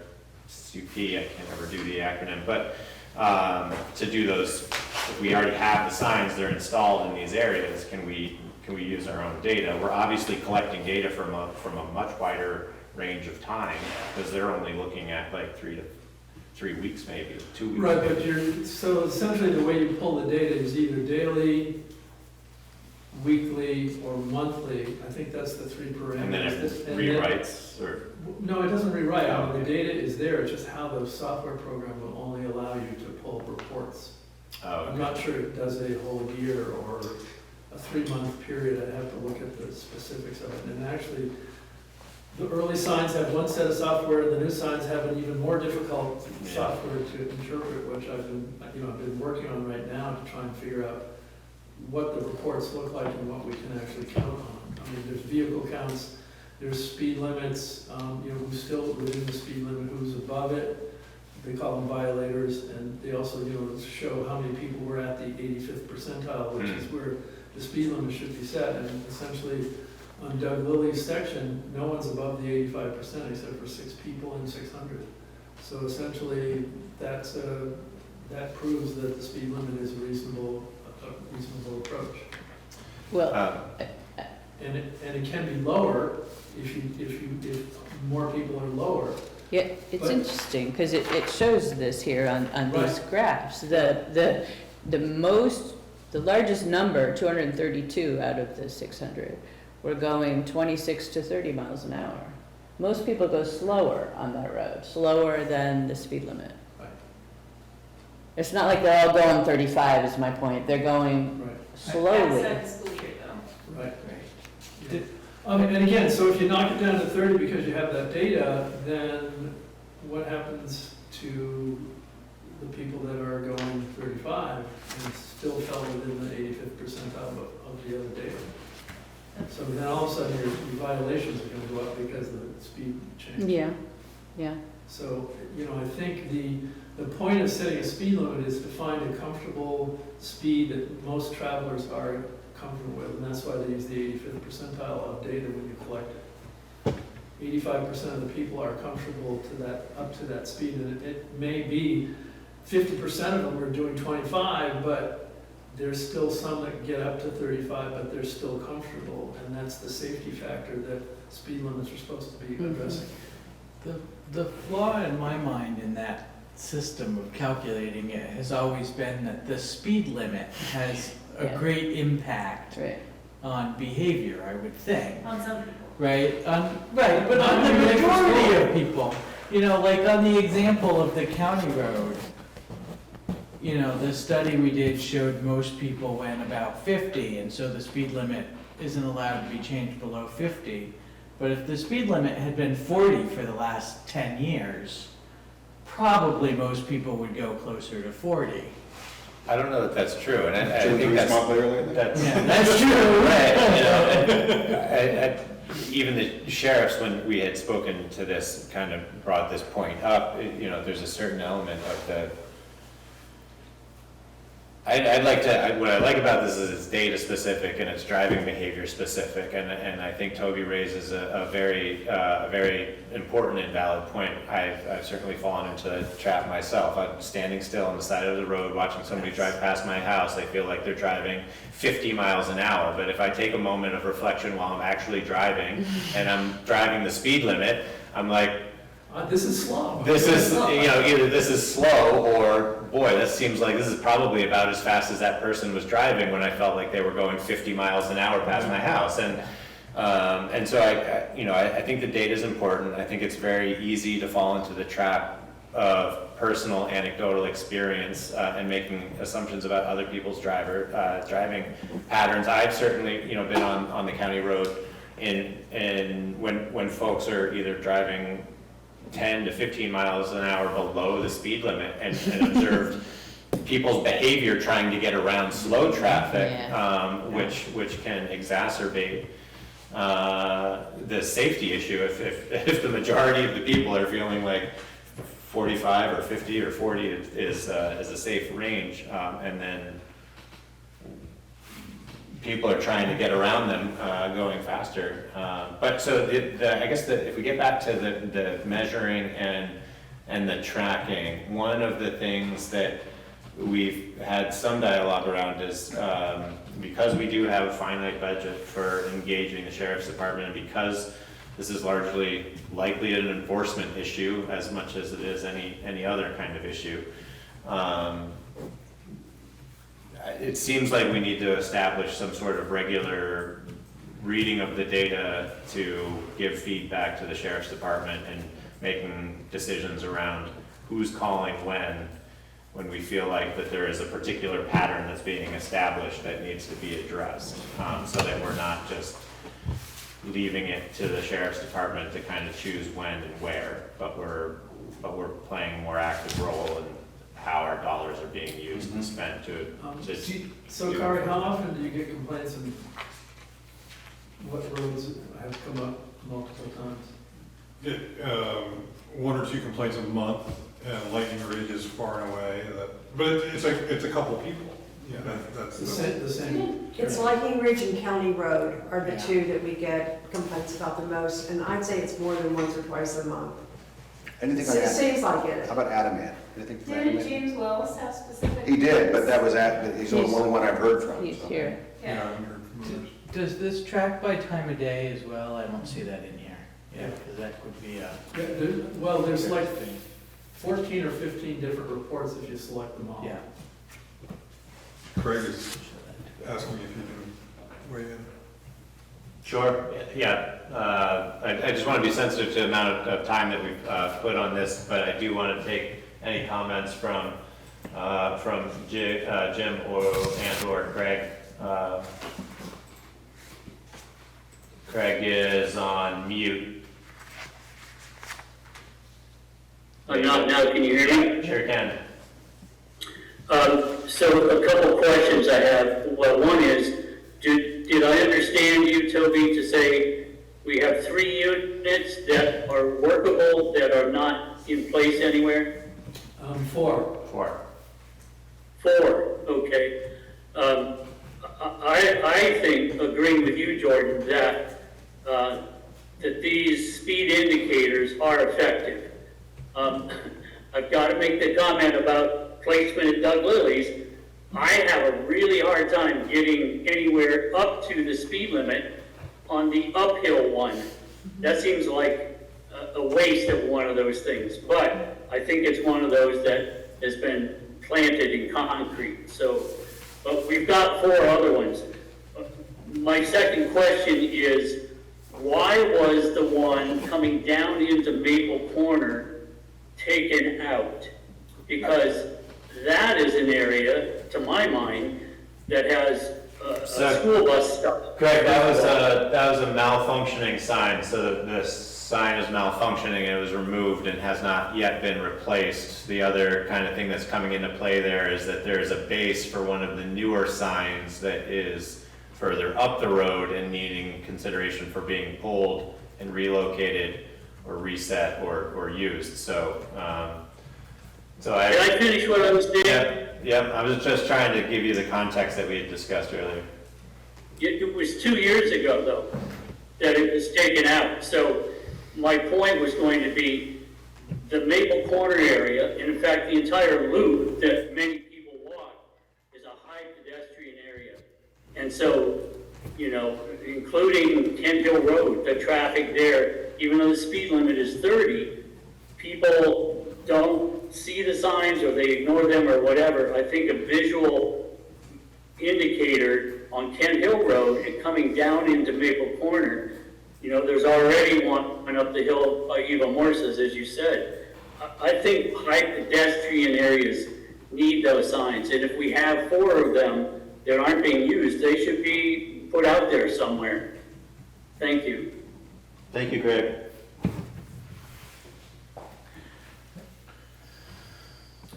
So I'll suggest that we try to mount one of the signs on our regular signpost to see if that kind of installation is easier done than the concrete base and the big poles. If that works, then we can do all the rest of them, and you guys can choose locations as you like. The one advantage of that is the regular signposts, they go into an anchor in the ground with a bolt in there, so you can actually unbolt and take the whole sign out and go somewhere with it. It's a 2-man person because the sign is heavy and it's way up in the air with a solar panel, but it is doable that way as opposed to the concrete base and the big metal poles. Yeah. I mean, I agree with Craig that they've been sitting in the shed for a year now. So We just haven't- to give you some, the signs were bought after I left service. Yes, no, And essentially, it wasn't until I came back and no one has directed any. no, I fully know. I just remember when we first There's also been started. plenty of work in the last year and a half Yes. to be done on various roads. So. But I concur, it makes sense that they be put out. So how do you want to, what process do you want to use to select where they go? I mean, I'm comfortable deferring that to the road commissioner to a certain extent to kind of come up with a procedure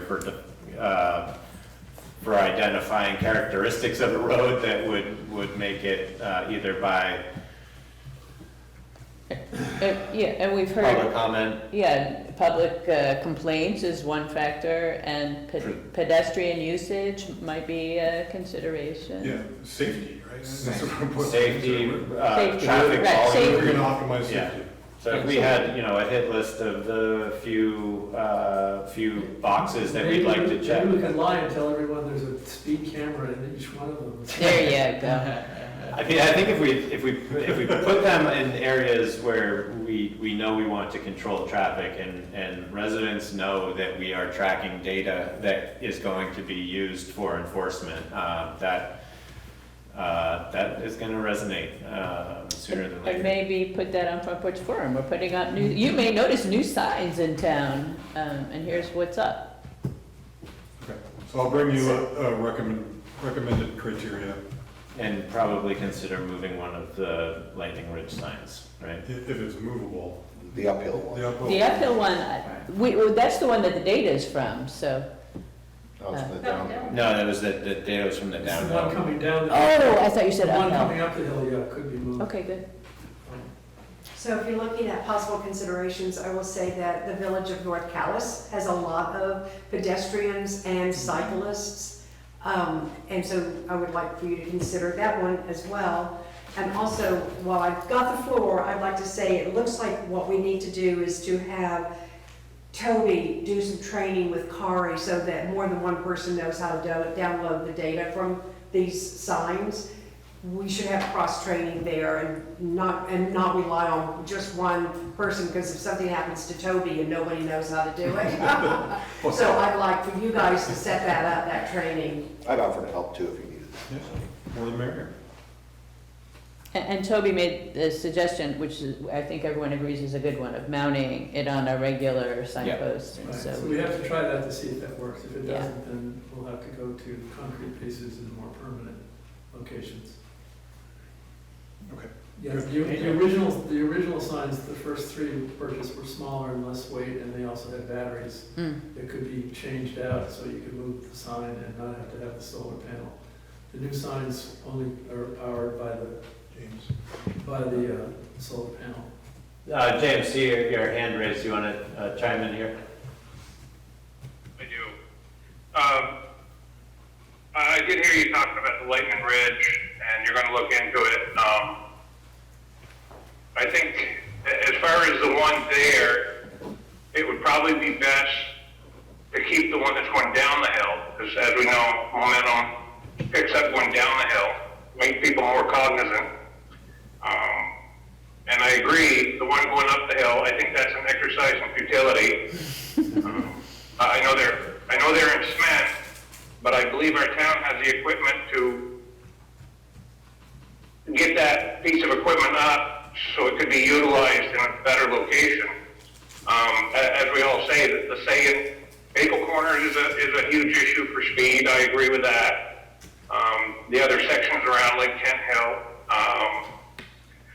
But over here in Adamat, all roads lead to Adamat. We have the music school, we have all the functions, the concerts, the meeting hall over here just off Martin Road. We have the Friday night cookouts. Some of these roads, especially one that's movable, some of these roads are prime candidate. I know people speed down through here. They're coming. I've seen cars come down by my house headed into the village, in excess of 50 miles an hour. And I'm trained and certified to detect speed. And I get your point. Standing out beside the road, it looks fast. Well, I'm trained in speed. I can tell you how fast these folks are going. No, Jim, I think you raise a good point. I think what we've definitely identified here is that we've got more signs that can be placed in some of these areas that are of greatest concern, and I think Adamant's high on that list of consideration. Parts of the community that draw outside traffic and higher volumes of traffic. So I would imagine that that'll be on the list. And I guess I'd also say that we've tasked Kari with kind of identifying the next few places to put these signs.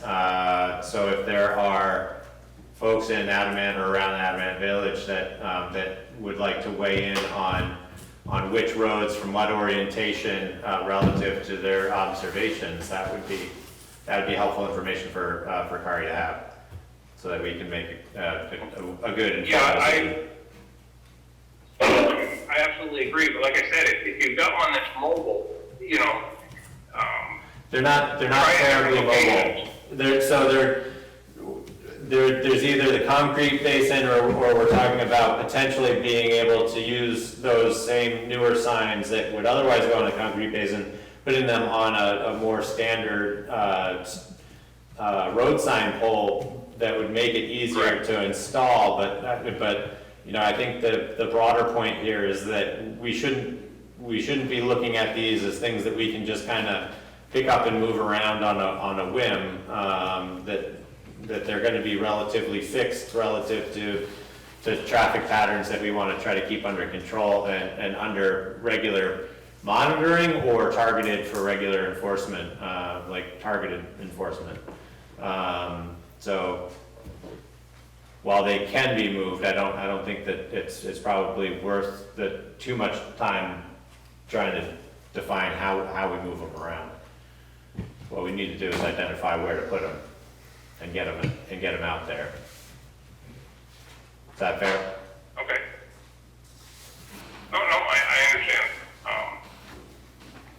All right, well, thank you for the input. I appreciate your input through this conversation. We've been talking about it for a couple of months.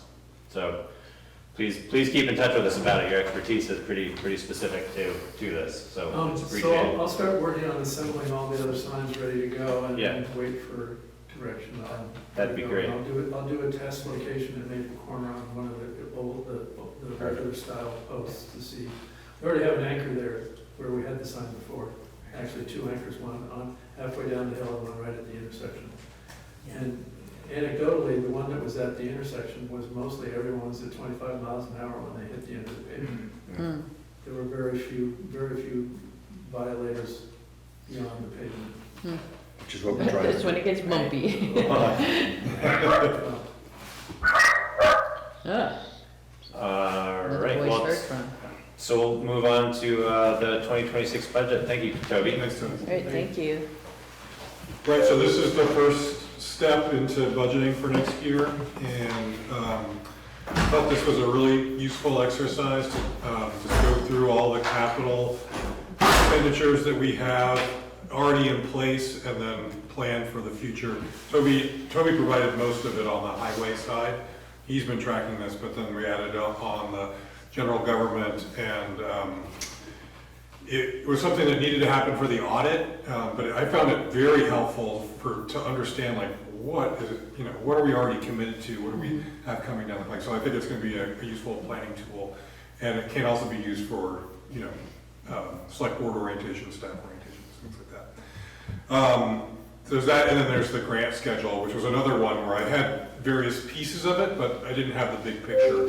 And so that was really helpful to put that together. So I'm looking for, these are working drafts, so I'm looking for feedback. If things are missing or if they're unclear, let me know, but I want to keep on top of this, maintain it, and then we'll just have it into the future. So sort of key points on the capital budget. On the highway side, if you assume we operate 4 of those 10-wheelers, and they have a 7 years of useful life, then really we ought to always be paying for 2 or 3 of those at a time. I think we might have gotten away from that a little bit in the past couple of years, and we're going to have to catch up, if we're going to operate that for a fleet. And then we also now have 15 years of greater loan payments ahead of us, and also 5 years of a tractor. So that's what we're more or less already committed to, and then you can see where there's other items that will need to be replaced in the coming years. And then on the general government side, we've got the dam. Obviously that's a big nut over time. We're also committed to the East Montpelier Fire Station and the new truck. Right, so those are big ones. What's not included in here is anything for Woodbury Fire Department, and I think that they should be able to provide us with information that we can build into this. And then, the other thing is technology. We've been budgeting for technology, but that belongs in here as well. The other thing I was going to say is that there's been other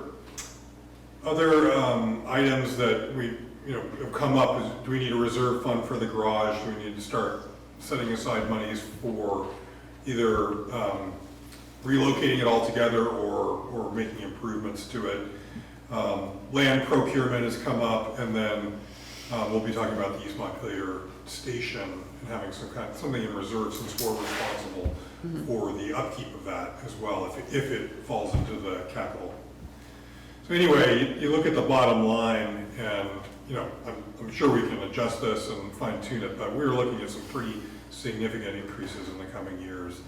And sort of what my goal with the capital budget would be to get it to what we expect to be a fairly stable level over time, because I think what we want to avoid is big fluctuations, down or up, for the benefit of the town and for the benefit of the taxpayers. Right.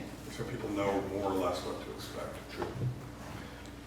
And so, I really especially like the schedule of when things need to be replaced and being able to plan for that ahead.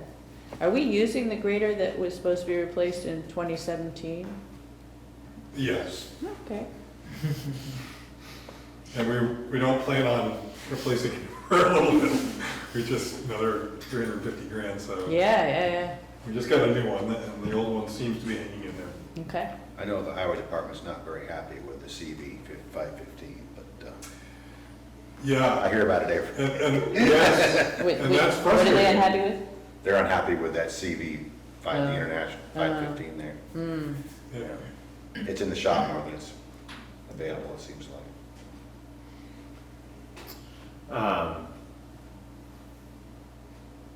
So one of the things that I think is a little challenging is that we've looked at a couple of iterations of these, particularly for the highway department's kind of a one that we as a select board look at pretty regularly, but it doesn't take into consideration the inflation.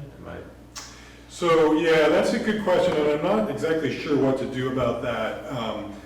But I did factor in inflation within the first 5 years, but beyond that, I didn't. And maybe I should, or maybe it should all be in today's dollars. I'm not really sure what the best way to handle that is, but you need to recognize inflation one way or another. But you can see, like, if you're looking at the dump plow within the top 3 lines, figuring what cost, 210 this year is going to cost 220, 230 in coming years. Those are just guesses. What I could do is just start with today's dollars and then go out 3% a year or something like that, and just use that as an assumption in this.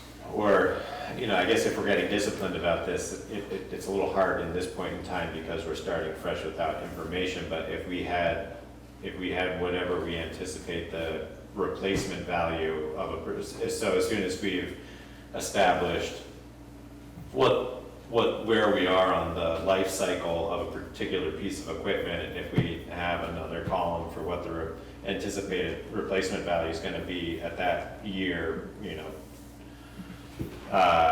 and then I guess the big question is whether or not we want to be budgeting for ramping up funding for the purchase, or are we going to work on the assumption that we're just going to finance or bond for the full amount and then just start making payments for that after a period of time, and then just manage our payments relative to those items.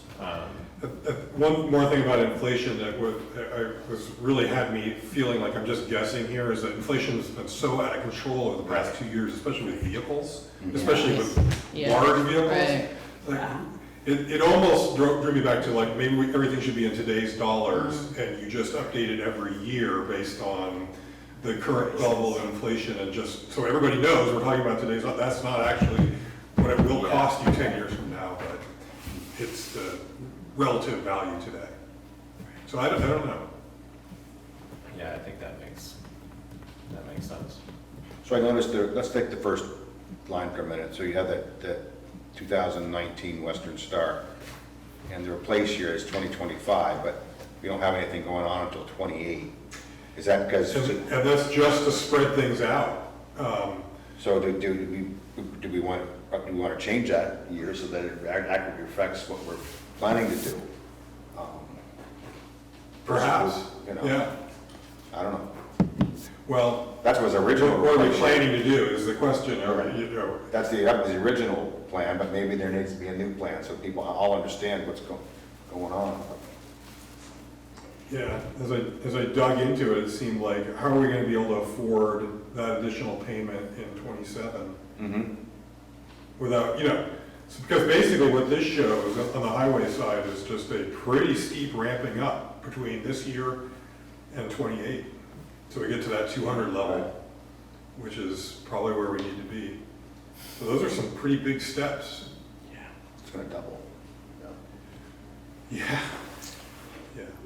I think 84 is probably artificially low, I'm guessing, that we just ended up here. Because there's the other thing, you have to order these vehicles way in years in advance in some cases. We were lucky to find that grader, but somebody else had bought it and didn't pick it up. Yeah, that's right. We were very fortunate. Is there, mechanism for evaluating whether or not we make a change in the size of the vehicle relative to some of this exercise. I mean, what's going to be the trigger to say, rather than running four 10-wheelers? 4 10-wheelers, Yeah. that we should be modifying the makeup of the fleet. I raised that because you brought that up last week when Yeah. we were discussing it. I raised that recently, and the feeling was that the 1 ton does a good job on the paved roads, but it will not hold up to the challenge of our dirt and now more mud in a lot of cases. Roads. It's just too much. They do run, what's been the typical pattern when possible is to have we're talking about the CV, the 1 ton, go out, do the paved roads first, and then start picking up specific roads that are appropriate for the one, or more appropriate for the 1 ton. So it's not like we're not putting it to use, but the feeling was we really need to be running at least 3 of the 10, and really what we're doing is running 4 of the 10-wheelers. But there's still a there's a size in between there too. There's a 10-ton dump trucks that aren't. All right, well, let me ask about that. I think the issue is though, is because we have to go so far now to get material. They need a bigger truck to haul the most that they can. Yeah. Otherwise, you're spending way more time on the road. So, because the pit's closed, basically. That's why I think we got to go to bigger trucks. We had smaller trucks for a while. They had to go to bigger ones to haul. Well, I think if I can be afforded a lot of assumptions, we've been struggling with the ability to employ enough people, and so that's put pressure on productivity for the handful of people that we have running the trucks in the wintertime. So that inherently means having bigger trucks that don't require fill up as frequently, or can support the hauling. But we also do a lot of hauling because we don't have a place that's centralized to do a lot of stockpiling as well. So I think there's I can understand the efficiency of having the greater capacity because we have fewer people. We are now starting to fill the ranks, so to speak, with more people, and we're having conversations about how do we get some of our budgetary expenses under control, and buying enough material and having it on hand, and how do we do that in volume so that we can enjoy the economies of scale that come with that, and does that then alleviate the need for having larger trucks, which are going to be harder on the roads, et cetera, and more expensive to replace on these schedules. Well, if you had a semi-truck and a place to dump it, you then we can stockpile it, yeah, and pay somebody else to do that, absolutely. Yeah. So, I don't think you can raise that one consideration without also raising some of the other ones, but, at some point, I would certainly think that it would be worth taking a look at whether or not we can does it make sense to go to the smaller trucks, or intermediary size, and what do we need to do to support that? And do we get benefits, economic benefits, on both sides of those decisions?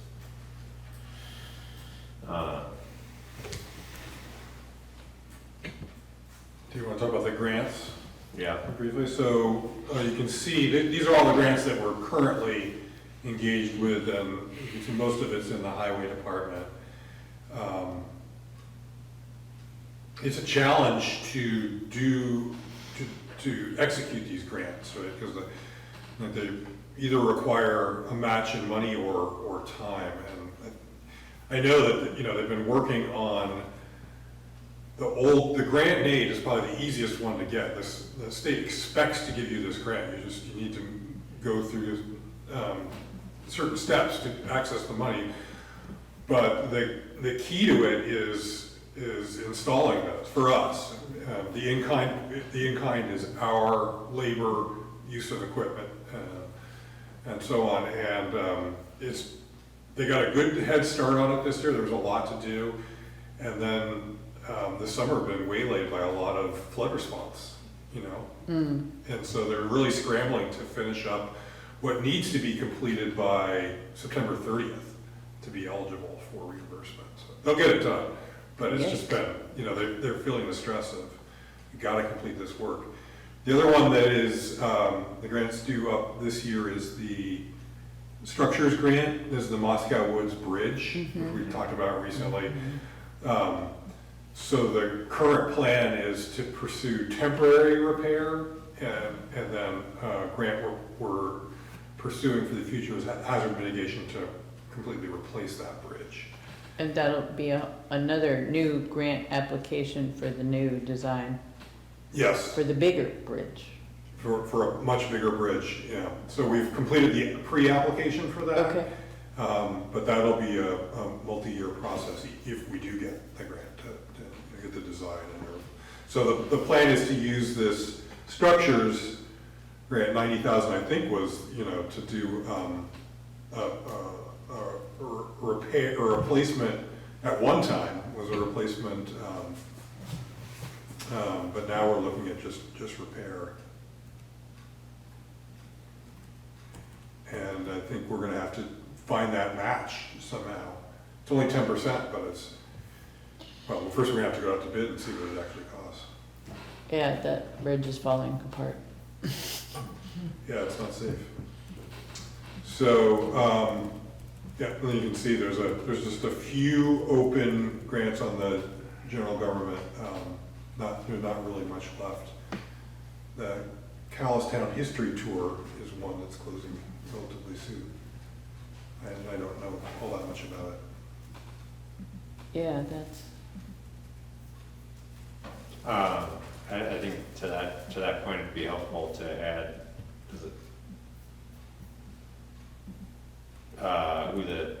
who the owner is. Oh, a contact person? Mm-hmm.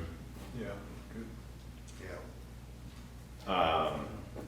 And I guess a lingering, yeah, so that kind of gets at another question, you know, for back on the road side, you know, how's the road crew feeling about the process for managing these deadlines? And, you know, do we have a transparent enough system for keeping track of these where they feel like they can keep track of what the deadlines are for the grant, so that there's some sort of trigger that if we're coming up on a deadline, do we need to put it out to bid to somebody else because we don't have the internal bandwidth to do it? I think with the grant aid this year, that process did work relatively smoothly because you have to apply for which segments. That money is for these connected segments that are adjacent to moving water. And so, Ann Tulin, actually, one of the last things she did was help identify those, make contact with the state. They came out and inspected, said, fine, do these. And that was all done way back in April, I believe. So the road crew knew that was a priority for the year. And we purposely put off the French mattress project. I know because we had more time on that one. And the decision will need to be made on that one is, do we want to support that with in-kind or budget for it? On the road side of things, it seems like it'd be helpful to add a column that identifies what the like estimated hours of like the man hours Or does the in-kind to meet it. You know, that's another kind of actionable quantitative information as we start to look at deadlines and how many hours are going to be allocated to performing any of those. We can start making discretionary decisions about what we have the time to do. I mean, we're going to have to start getting really careful about how we commit our hours in the year if we're anticipating flood events, you know, at least once, maybe twice, 3 times. I mean, how much time do we need to make an assumption for our own road maintenance, and how is that going to impact our decisions about Yeah, if you want our guys to grade the roads and not, and you're working on projects, I mean. Yeah, I mean, Takes at least two people. I think that makes a lot of sense. I mean, I've said that right along, you know, our most valuable assets are the guys and the information, the intimate knowledge that they have of the roads. And so that applies itself to the grading and the maintenance. And you know, there's a certain amount of time that that's going to absorb even under normal conditions. And at some point, if we want infrastructure projects to get done, we're gonna have to start making decisions about putting them out to bid and then budgeting for it, would be my assumption. Yeah. And the other factor is sadly that the flooding forces us to rebuild. That becomes our infrastructure project sometimes. Right. So, you know, something like, you know, Moscow Woods, the hill, that held up relatively well this winter, you know, because it's new. Because it's new. Well, I mean, I think it's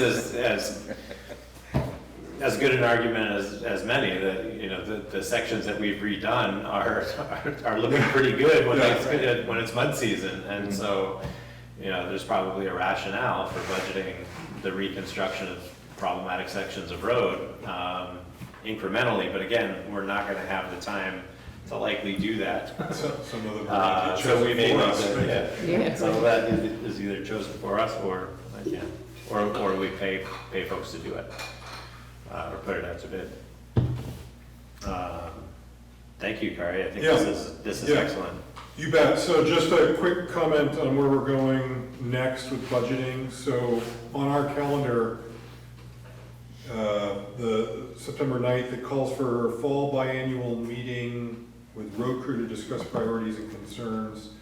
Treasurer present a blank working template of the budget worksheet. So you did that last year, apparently. Yeah. Just gives you all the categories with probably what we budgeted this year. So we'll work on that. Appoint select board members to work on specific portions of the budget. I guess that was the process last year. I'm not sure if you want to, but we're going to talk about that.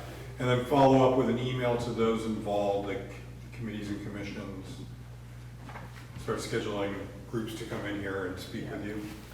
Yeah, I mean, I think my sense is that the assigning of individual select board members to work with was as much a learning curve process than it was anything else. So, you know, I don't know how with Kari and then the seasoning of the select board, whether or not that's as necessary to the process. We can kick that process down to the committees and have them bring that up because we're going to be working through those dialogues anyway. So something to think about. Yeah. Okay, great. Yeah, thanks. Are those two things we just looked at, the grants and are those going to live somewhere in here where we know where they are? Are they going to have to go back and find them? In the SharePoint? Yeah, why don't we put them in a budgeting? Yeah, that way they Start a know where to budget go find folder, them. that's a great idea. Is there, just to quickly go back to the capital one, is there information or a plan for more town office, town hall, when it's gonna need a roof, when it's gonna, does any of that exist, or are we starting from I scratch? mean, we'll need to do that at some point. At some point, yeah. Yeah, but I would suggest the garage is probably ahead of the other Yeah. two. Yeah, Whether it's a new roof or relocation or something. yeah, absolutely. Thank you, Kari. Yep, Yeah, you bet. thanks. East Montpelier Fire Department discussion of the August 8th meeting and the agreement. So the two items I think we ought to discuss tonight, one would be there's a lot of discussion around when is a repair or improvement or something unplanned that has to be spent on the fire station facility, when is that a capital expenditure versus that we need to pay for 1/3 of versus operational maintenance that the fire department pays for out of their budget. I'm not sure that I know. I mean, I was there, but Well, so the proposal was a $3,000 threshold, right? Anything above 3,000 that's unplanned, comes up, a boiler fails, was the example that happened this year. Anything above 3,000, the towns would pay for. Anything under 3,000, the fire department would pay for. That was a proposal, that's why we need to discuss it. We like that concept, and is that the right number? And that's new, right? It's always just been they pay for it? You know?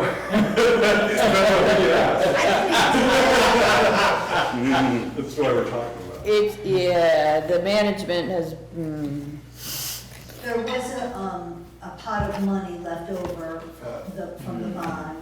Right. And, I think it was, maybe $80,000. But certain expenses that were related to the building always just got paid out of that extra bond money.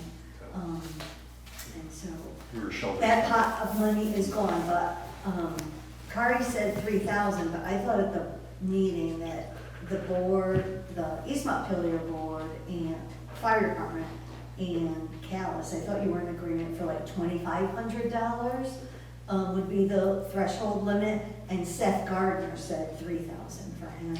Oh. So, it was 2,500, so 2 out of the 3 entities I thought agreed on 2,500. But, it's true, the fire department does not own the building, the towns do.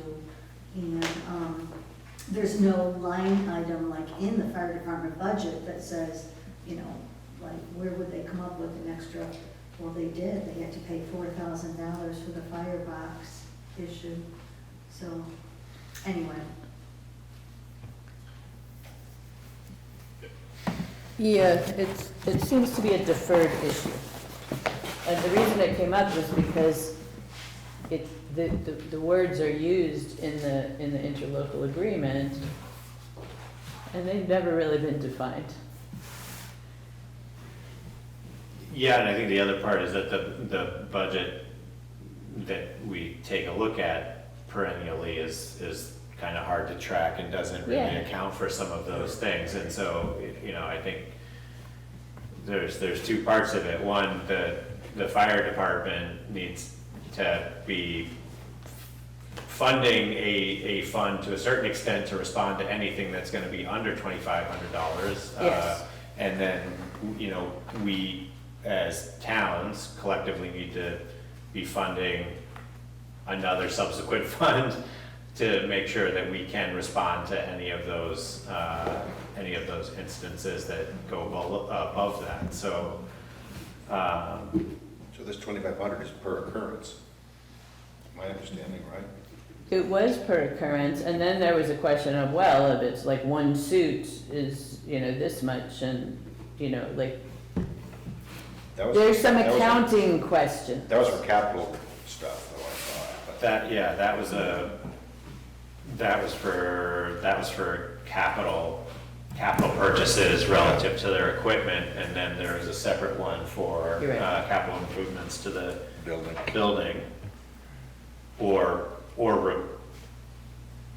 now I need to call Seth and ask him if we're not supposed to say repairs. Yeah, really. Expenses, building-related expenses that fall over a particular threshold.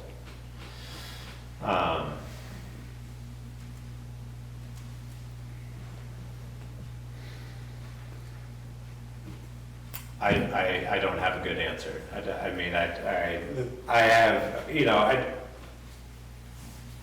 it seems to me like it would make more sense to have something that is being funded and controlled by the fire department with controls about how much they can spend out of that particular budget at any given time, much like the capital equipment purchases, because they're the ones responding to the needs. They're the ones who are paying most attention to when the driveway needs to be paved or when the roof needs to be repaired or any of that stuff. And they commit the towns to fund that as part of their budget that goes that goes into their operating budget, you know, as opposed to the towns maintaining a separate fund to draw from when those emergencies arise. Is our folks tracking that? Is that open too much of a? Well, I think I heard a couple different things. One was the point that to the extent that these things can be planned for, that's what we want, right? And we would like a capital budget from them that looks something like this. So the boiler's gonna need to be replaced in year X and the roof in Y. And, but when the unplanned things come along,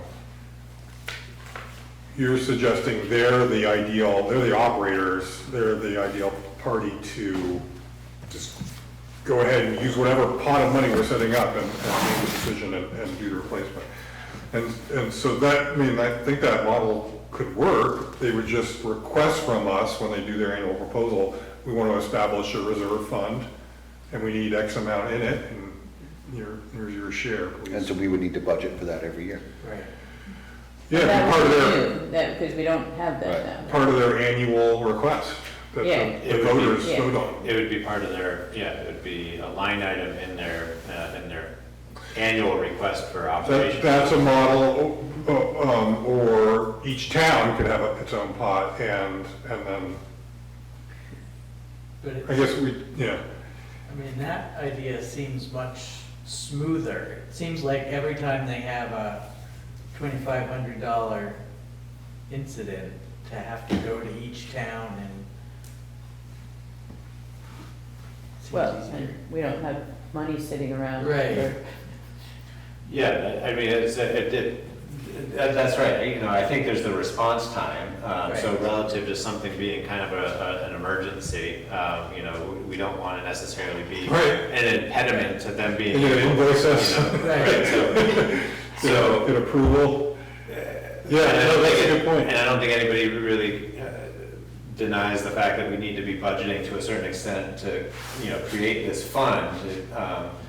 So if we're appropriating the funds as a part of their annual request for an operating budget, and there's an agreement about what's getting put into those funds, they, you know, as those funds grow, it would include saving up for the roof or the driveway or whatever. But if there's something that comes up that is above $2,500, $3,000, all they need to do is get the approval from the select boards to make a withdrawal from that fund. Because that's really what we're trying to weigh is whether or not any of those emergency responses, you know, emergency fixes or expenses are going to change the calculus relative to what we've been saving for on a kind of a capital investment plan of some sort. Yes, sir. Tegan. I just want to say that's how the fire district in East Calais does it.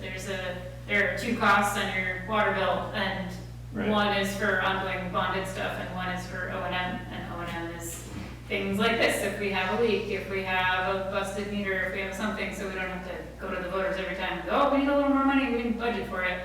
We have that chunk of money in it, the annual budget, that we just know is there for these types of smaller things. So I think it's a good idea. I'm going to be the elephant in the room. I think it's better if you do it on the town side and not the fire department side. Because don't forget, Calais contributes 1/3. Right. East Montpelier contributes 2/3. So if you, as the town, have your own capital line item and you're saving for big things like the roof or pavement at the fire station, when it's time, Calais gives them 1/3 and East Montpelier gives them 2/3. Because don't forget what they're managing. They're managing fire trucks and ambulance equipment and turnout gear at $5,000 a pop and all this other stuff. So I don't think it should be on their plate to manage the building and these big expenses. They can tell you, we heard a noise in the furnace and we think it's getting time to replace it or whatever, or the roof was made for a 30-year roof and we're already 20 years, so start thinking about it. But I think it's better if you save on the town side, and when they ask for the money, you give 1/3 and East Montpelier gives 2/3. But couldn't you plan, when they ask for this every year, that our chunk would be 1/3 and East Montpelier's would be 2/3? I mean, I think. Yes, that's Yeah. what it would be. Yeah, I think that's a pretty fair point, Barbara, or Rose, is that there's only so much bandwidth that they're gonna have to maintain, to maintain systems around all of this. Yeah, so whatever, but that's what, when you were talking about it, Yeah. I mean, I was thinking about it, it's better, Yeah, well, with respect to the building, Rose, yes, I think East Montpelier said they have an account, they're saving for the building. So maybe we split it out that way. I mean, for the building, we should have an account. We should be setting that aside because it's gonna be needed. Yeah. But there's all these other things that they also are need, and they need to tell us so that we can budget for it. So we're still paying off the bond, right, for the Yep. building? It's on there. Yeah. We've got, That's Many another years. few years. okay. I don't know what our timeline for deciding this is. We didn't schedule another meeting, right? We said we'll get back together at some point after everyone's discussed it. Yeah. And I think there was some other language that they were going to be working with their lawyer to. Yeah. Yeah, so. Yep.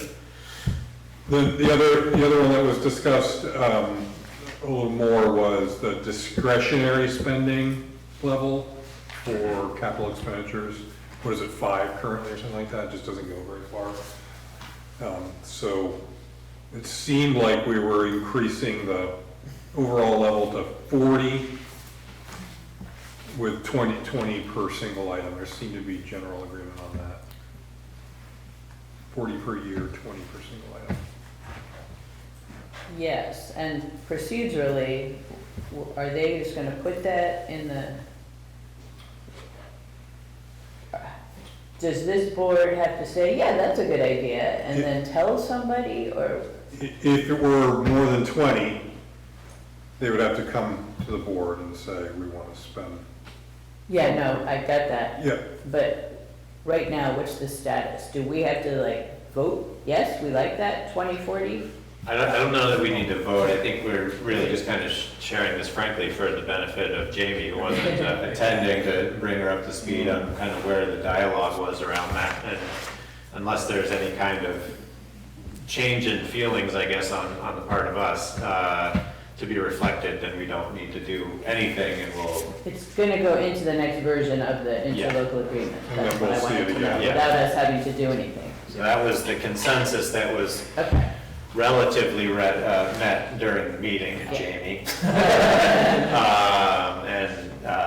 Yeah, so unless there's any more dialogue that needs to be had about that, then that was the other big. I don't kind of think Ann has substantive seen change. this either, has she? No. She wasn't. All right. I will say, and I hate to say it, but I felt a little bullied at that meeting. And I'm hoping that in the future, things aren't that way. But, True story. Yeah, I appreciate the dialogue that's been had around this and the flexibility that, kind of the new verbiage has afforded us so that we have mechanisms. I think right now it feels a lot like we're trying to eat an elephant because we're trying to modify this document that has been, and all of the context that's coming with it. And I'm hoping that once we kind of have a stabilized document with terms that give us the opportunity to have some of these conversations as, one at a time. So we're not looking at the whole thing, all at once and having to debate the capital expenses versus the building expenses versus the arrangements. but I agree, it feels like we're trying to force through a lot of conversations, and we can't spend any reasonable amount of time on one thing, because we're trying to work through dialogue on 4 or 5 different things, which is really tough, to be put in a position around. Yeah. And frankly, I think there's a lot of clarity that can be worked towards, especially on the budgeting side, and less so on the call volumes. I think that makes a lot of sense, but like the budget is really hard to understand relative to how the rest of the town budgets are that we look at. Anyway, any more dialogue on that? I don't think there's much more to work through. Great. Thanks. Thanks, Kari, and thanks everyone for attending that. Nemrick software transition. So this came up recently, but Nemrick is the software we use for accounting, for managing the grant list, tax administration, dog licenses. Payroll. It's used by many towns, municipalities throughout Vermont. They offer a cloud-based, we use a server to support it currently.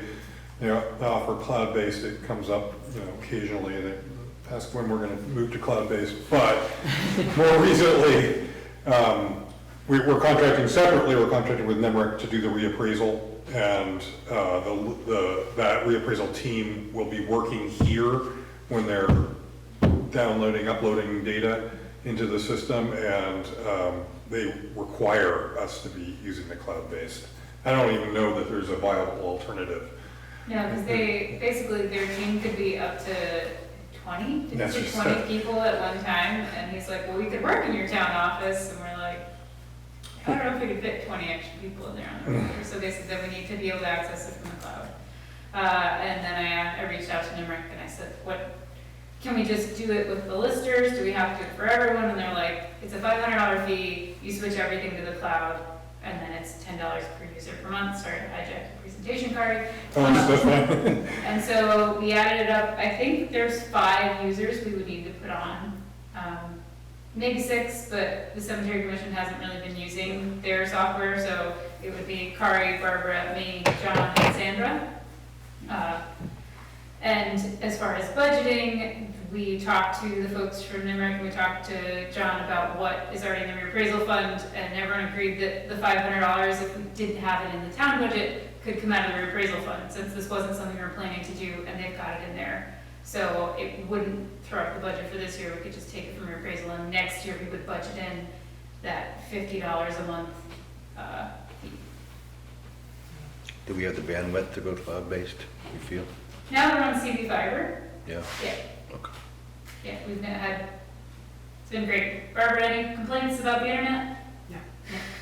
Yeah.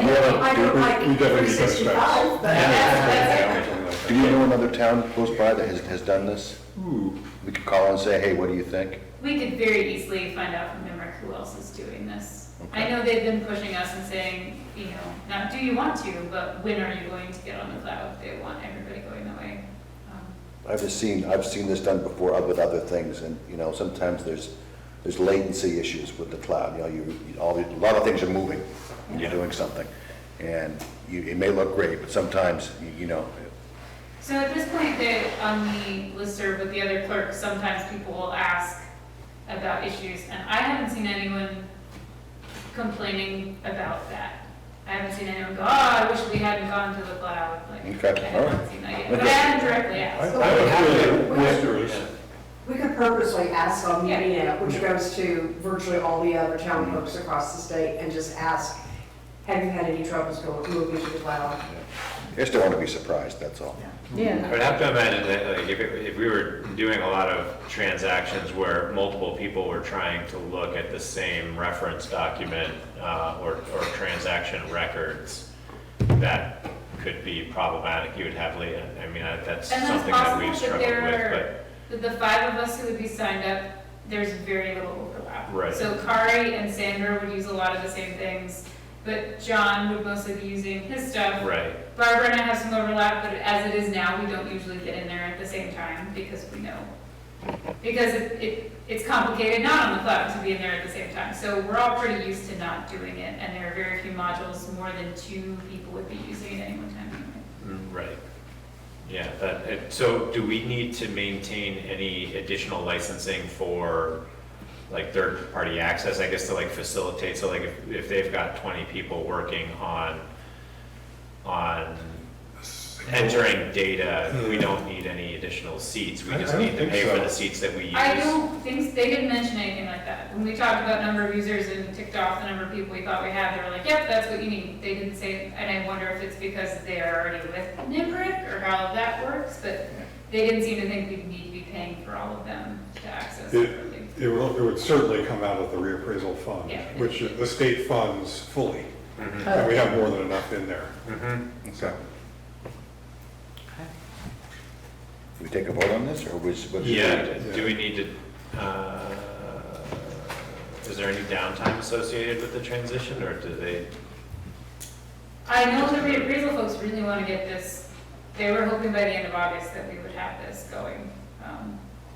Downtime in terms of making the transition? Yeah. I don't think so. It sounds like it's a pretty quick thing. Right. Well, can I entertain a motion to use the funds and the reappraisal funds for making the transition to the cloud-based NEMRIC system? So moved. Second. All in favor? Aye. Aye. Great, thank you. So I will reach out to Cynthia and NIMRIC, ball rolling tomorrow. Running into reports. Critter Pond and Kari, Jamie? So we had quite a week. Oh, I want to hear. I think all your reports start with that. We discovered when we were excavating, I guess this was over a week ago, that the construction of the dam is different than we thought it would be. They thought that there would be an upstream stone wall matching the downstream stone wall, which is how most 1800s dams were constructed. When we started removing the muck and digging into the upstream of the dam, we did not ever find an upstream stone wall. There were just sort of some superficial wall stones at the top, and then it's just all sand. And so the original plan for pouring the concrete was based on the assumption that there would be a stone wall for them to sort of work up against. And that wasn't the case. And so Larry, the contractor, proposed that we use big cement waste blocks to build a concrete wall to use as a form for pouring the dam against. Because it's not safe to work against a 15-foot high wall of sand. Exactly. Especially when it's wet. So, right, who knew?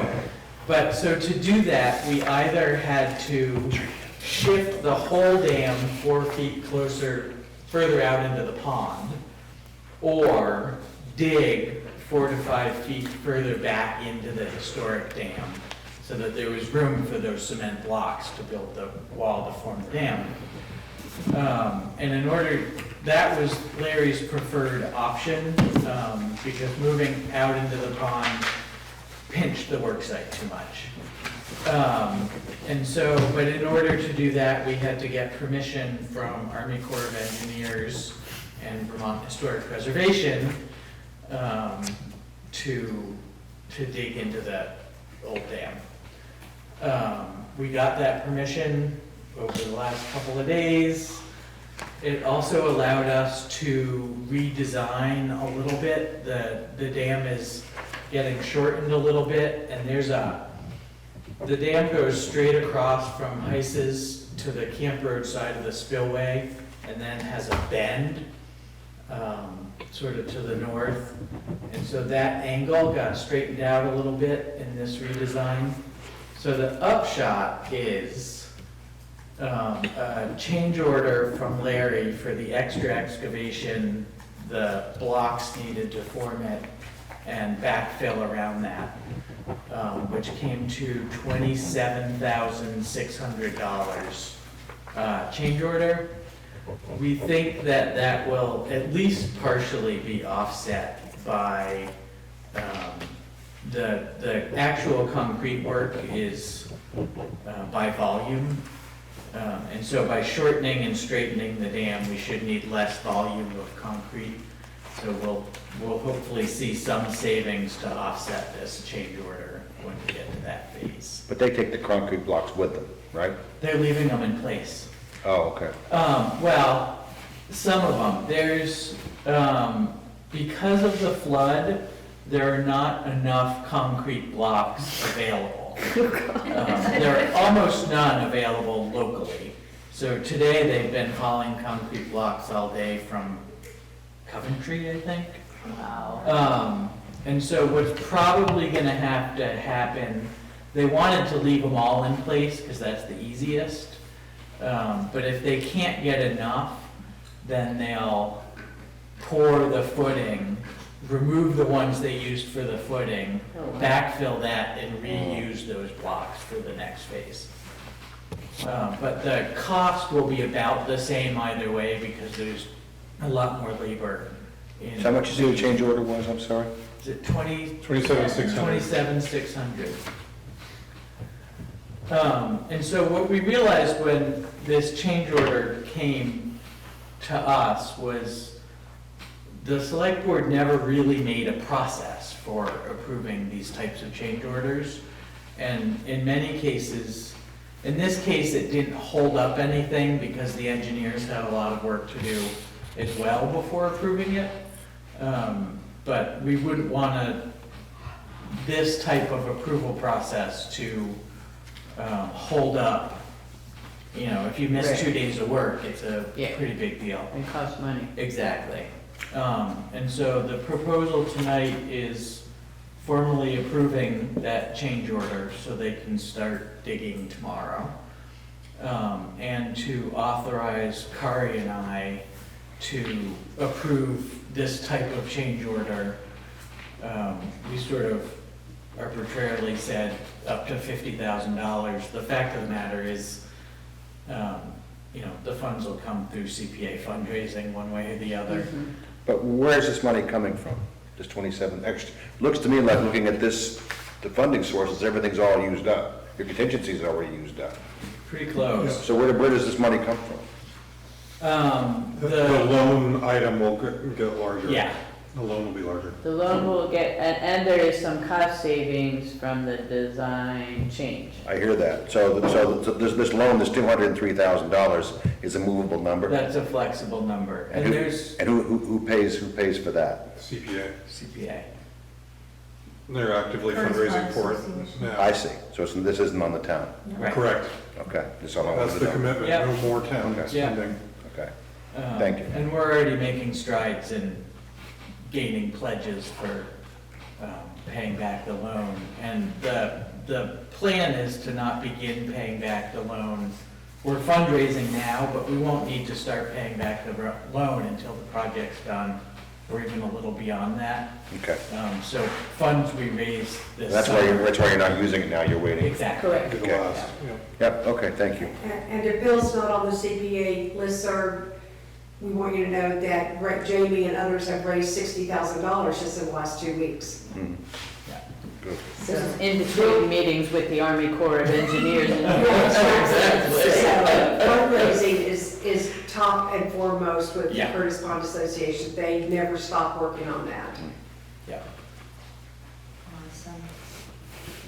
Anything I missed? Yep, that was great. Thank you for all you do, Jamie. Yes, thank you. So do you guys need to make a motion on this to authorize Kari and Jamie to approve?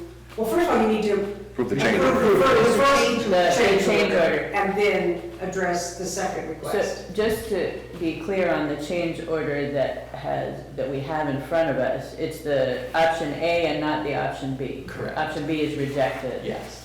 Okay, so 26,600. Yeah. Thank you. I move to approve this change order in the amount of 26,600. Second? All in favor? Hi. Aye. Aye. One I abstention. think I'm still abstaining from these. Not anymore. And then entertain a motion to authorize Kari and Jamie to jointly approve. I think so. Yeah. Good form. We talk every day, right? Yeah. Change orders up to a sum of $50,000. I just would like to have the select board notified when that happens. They don't have Yes, to be told, absolutely. but, Yes. okay. Absolutely.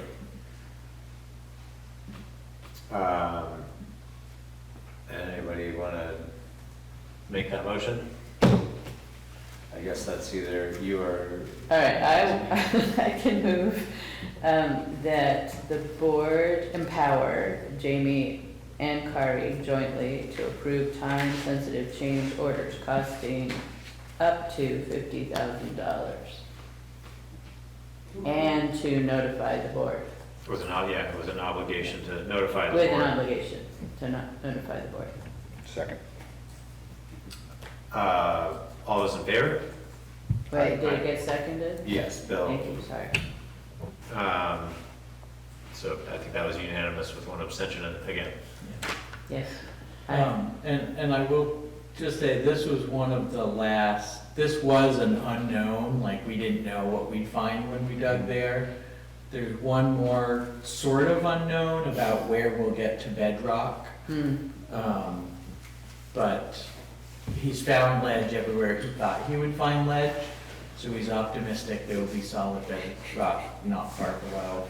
We'll know that early next week, but we don't, Michael was saying he doesn't, and Larry, they don't foresee other big surprises in the process. And the last rain, there wasn't any big. No. How's the lake, the pond level? It's good, Went back up? yeah, we've got, both a small electric pump that, does maybe 350 gallons a minute. And then we have the two big pumps that can range from 500 to 1,200 or so gallons a minute. So between the three pumps, you can pretty much match whatever weather event, and they're keeping the pond level basically an inch or two, 1 to 3 inches below the spillway height.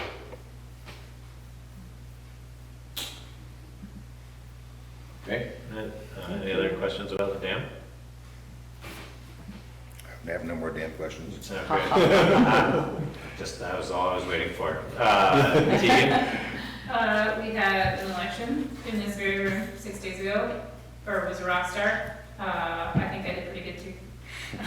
We had 26% turnout, which was really low for a primary, but I read an article today that said the state had 15%. Wow. Which was the lowest in like 10 years, so we did pretty good. I have a meeting with Holland on Monday to talk to our annual review. I'm gonna talk a lot of cloud stuff, figure out where we are with our server, where we are with, there are so many things last year. He said, we'll talk about this when you have better internet, we'll talk about this when you have better internet, we'll talk, and now is the time, we have the better internet, so I want him to sort of throw it all at me and talk through all the different options. I just scheduled this meeting. If you wanted to be a part of it and you can't come to this, we can schedule it at a different time. But I've been trying to nail it down, and they've had people on vacation all month long, so every 2 weeks I'm like, are we gonna meet? And they're like, so-and-so's out, well, we'll talk about it soon. So I finally have a meeting. It's on Zoom, it's at 11 on the 26th, so that's that. This is RB Tech. This is with RB Tech. If anyone has any specific questions or concerns you want to talk to me about or get to me before that meeting, I'm happy to bring them to that meeting, and we can always do follow-up on that. The ordinance training is Thursday, August 29th from 9 to noon. Buffy cannot do it because that's the first week of school. Corey's going to be out of town. I'm planning to do it. However, Barbara and Carla will be out, so we'll be closing the town office for the morning so that I can attend that. You still wanted to attend that? Yeah, I haven't registered yet, Okay. but that's on my radar. I can register us both.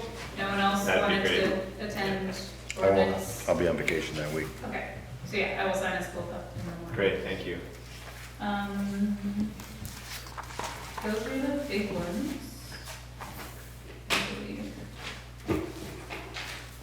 Yeah, those were the big ones. Other than that, just helping out with tax bill stuff, the phone calls and the visits that have been rolling in, and working with the listers and Macari to sort of sort through any issues that we're having. Well, thank you for the excellent work on the election. And tax payments are rolling in. It seems like we're getting more tax payments this early in the first 2 weeks after mailing than I recall getting in the past. So we'll be making a big deposit at the bank tomorrow. And I will be on vacation Tuesday, Wednesday, Thursday, Friday of next week. Car's, of course, leaving tomorrow for almost 2 weeks. So we will have the town office closed on Tuesday because Tegan also needs to take Tuesday off. So I'm we're just going on vacation. So we're going to post on Front Porch Forum that the town office will be closed on Tuesday, the 27th, and as Tegan just said, Thursday morning, the 29th. Okay, thank you. Kari? So Tim Selly gave us 2 week notice today. He's actually going to start his new job tomorrow, so he's done, which was fine. That was a mutual agreement. Tim Selly from our road crew, E-E-L-L-E-Y. We did an exit interview this afternoon, and it went well. There's no hard feelings at all that I can detect. He just got a better offer. So happy to talk about that more, but we're, we started advertising right away, trying to place a full-time position. In the folder is the draft maintenance agreements that were presented. These are on behalf of the Regional Planning Commission for those stormwater projects. There's 4 of them.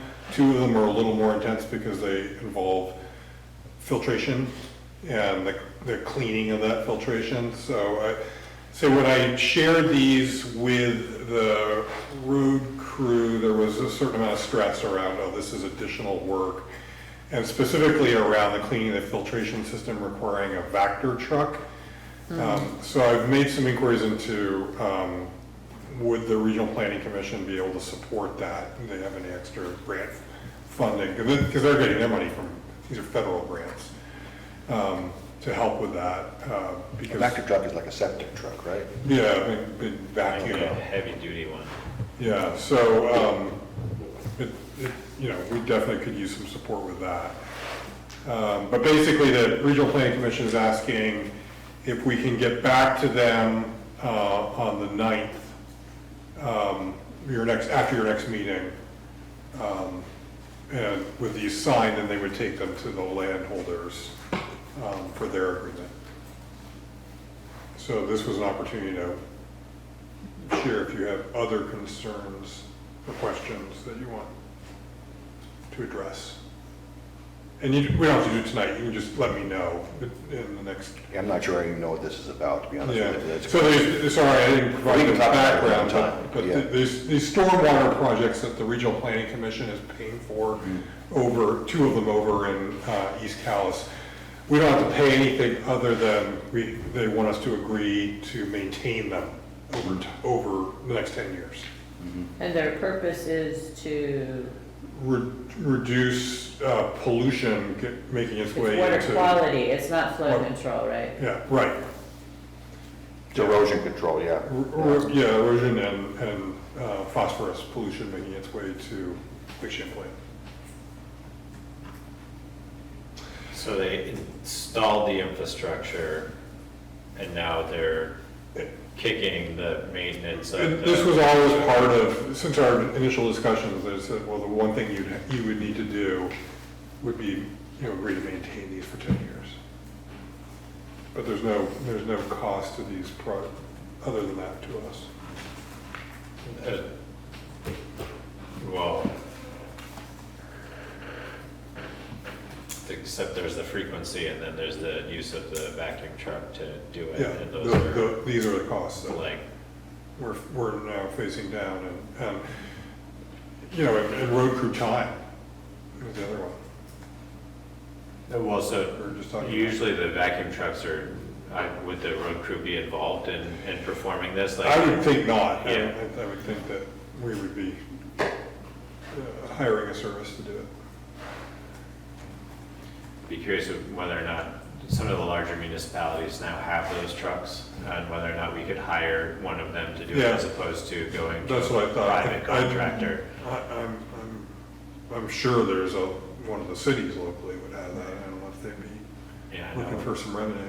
Yeah, they're expensive trucks. I would imagine that taxpayers in those communities would welcome Yeah, no, it makes sense. shopping out their services, I guess, if they had the time to do it. So, I haven't had time to look into Yeah, it. okay. I have a question. So did you say that the regional planning wants us to get back to them by September 9th meeting with those signed Yeah, documents? that's Okay. right. That's what I thought you said. And then they would ask the landowners to sign it. Yeah, landowner signatures. Okay. Next up on the list is just an update on the amendment to the dog protective order. So Buffy shared what you approved last time. There was some pushback. We made a very minor change. I made it with Jordan's blessing. I don't think it changes anything materially. And Buffy took it back, and we haven't heard anything back, but the deadline is September 1st, so by the time, next time you meet, we'll know if she signed it or not, and we'll move forward. No, we're not. Yeah. Okay, so that was just an update, and then there is a financial report for July in the folder. I really don't have any significant concerns at this point in terms of this year's budget, but I've never done a July for the town before, so.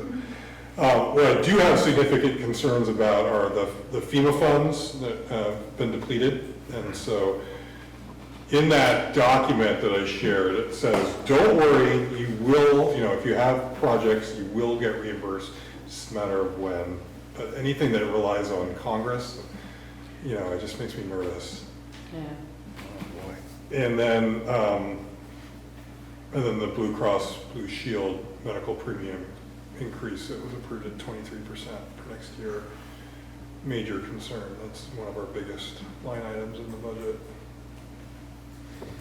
Yeah, I think that what would be helpful for this budget cycle I think one of the things that we spent a lot of time was like looking at what the increases were year to year, because we were all kind of getting oriented in space and time. I think it would be helpful to have a column that identified what percentage of the budget, of the town's budget, any particular thing represents. I mean, I think maybe we could do that material costs and these costs, I think that's informative. Like when we did the fire department discussion, I did that just to see, like, where are we? Because they're pulled out, right? They're separate. They're in those appropriations, but East Montpelier between fire and ambulance is 10% of our budget, and Woodbury's another 5%. So that's 1/6 of our budget that's going to emergency services, which says a lot. But yeah, I would definitely want to do that for medical insurance.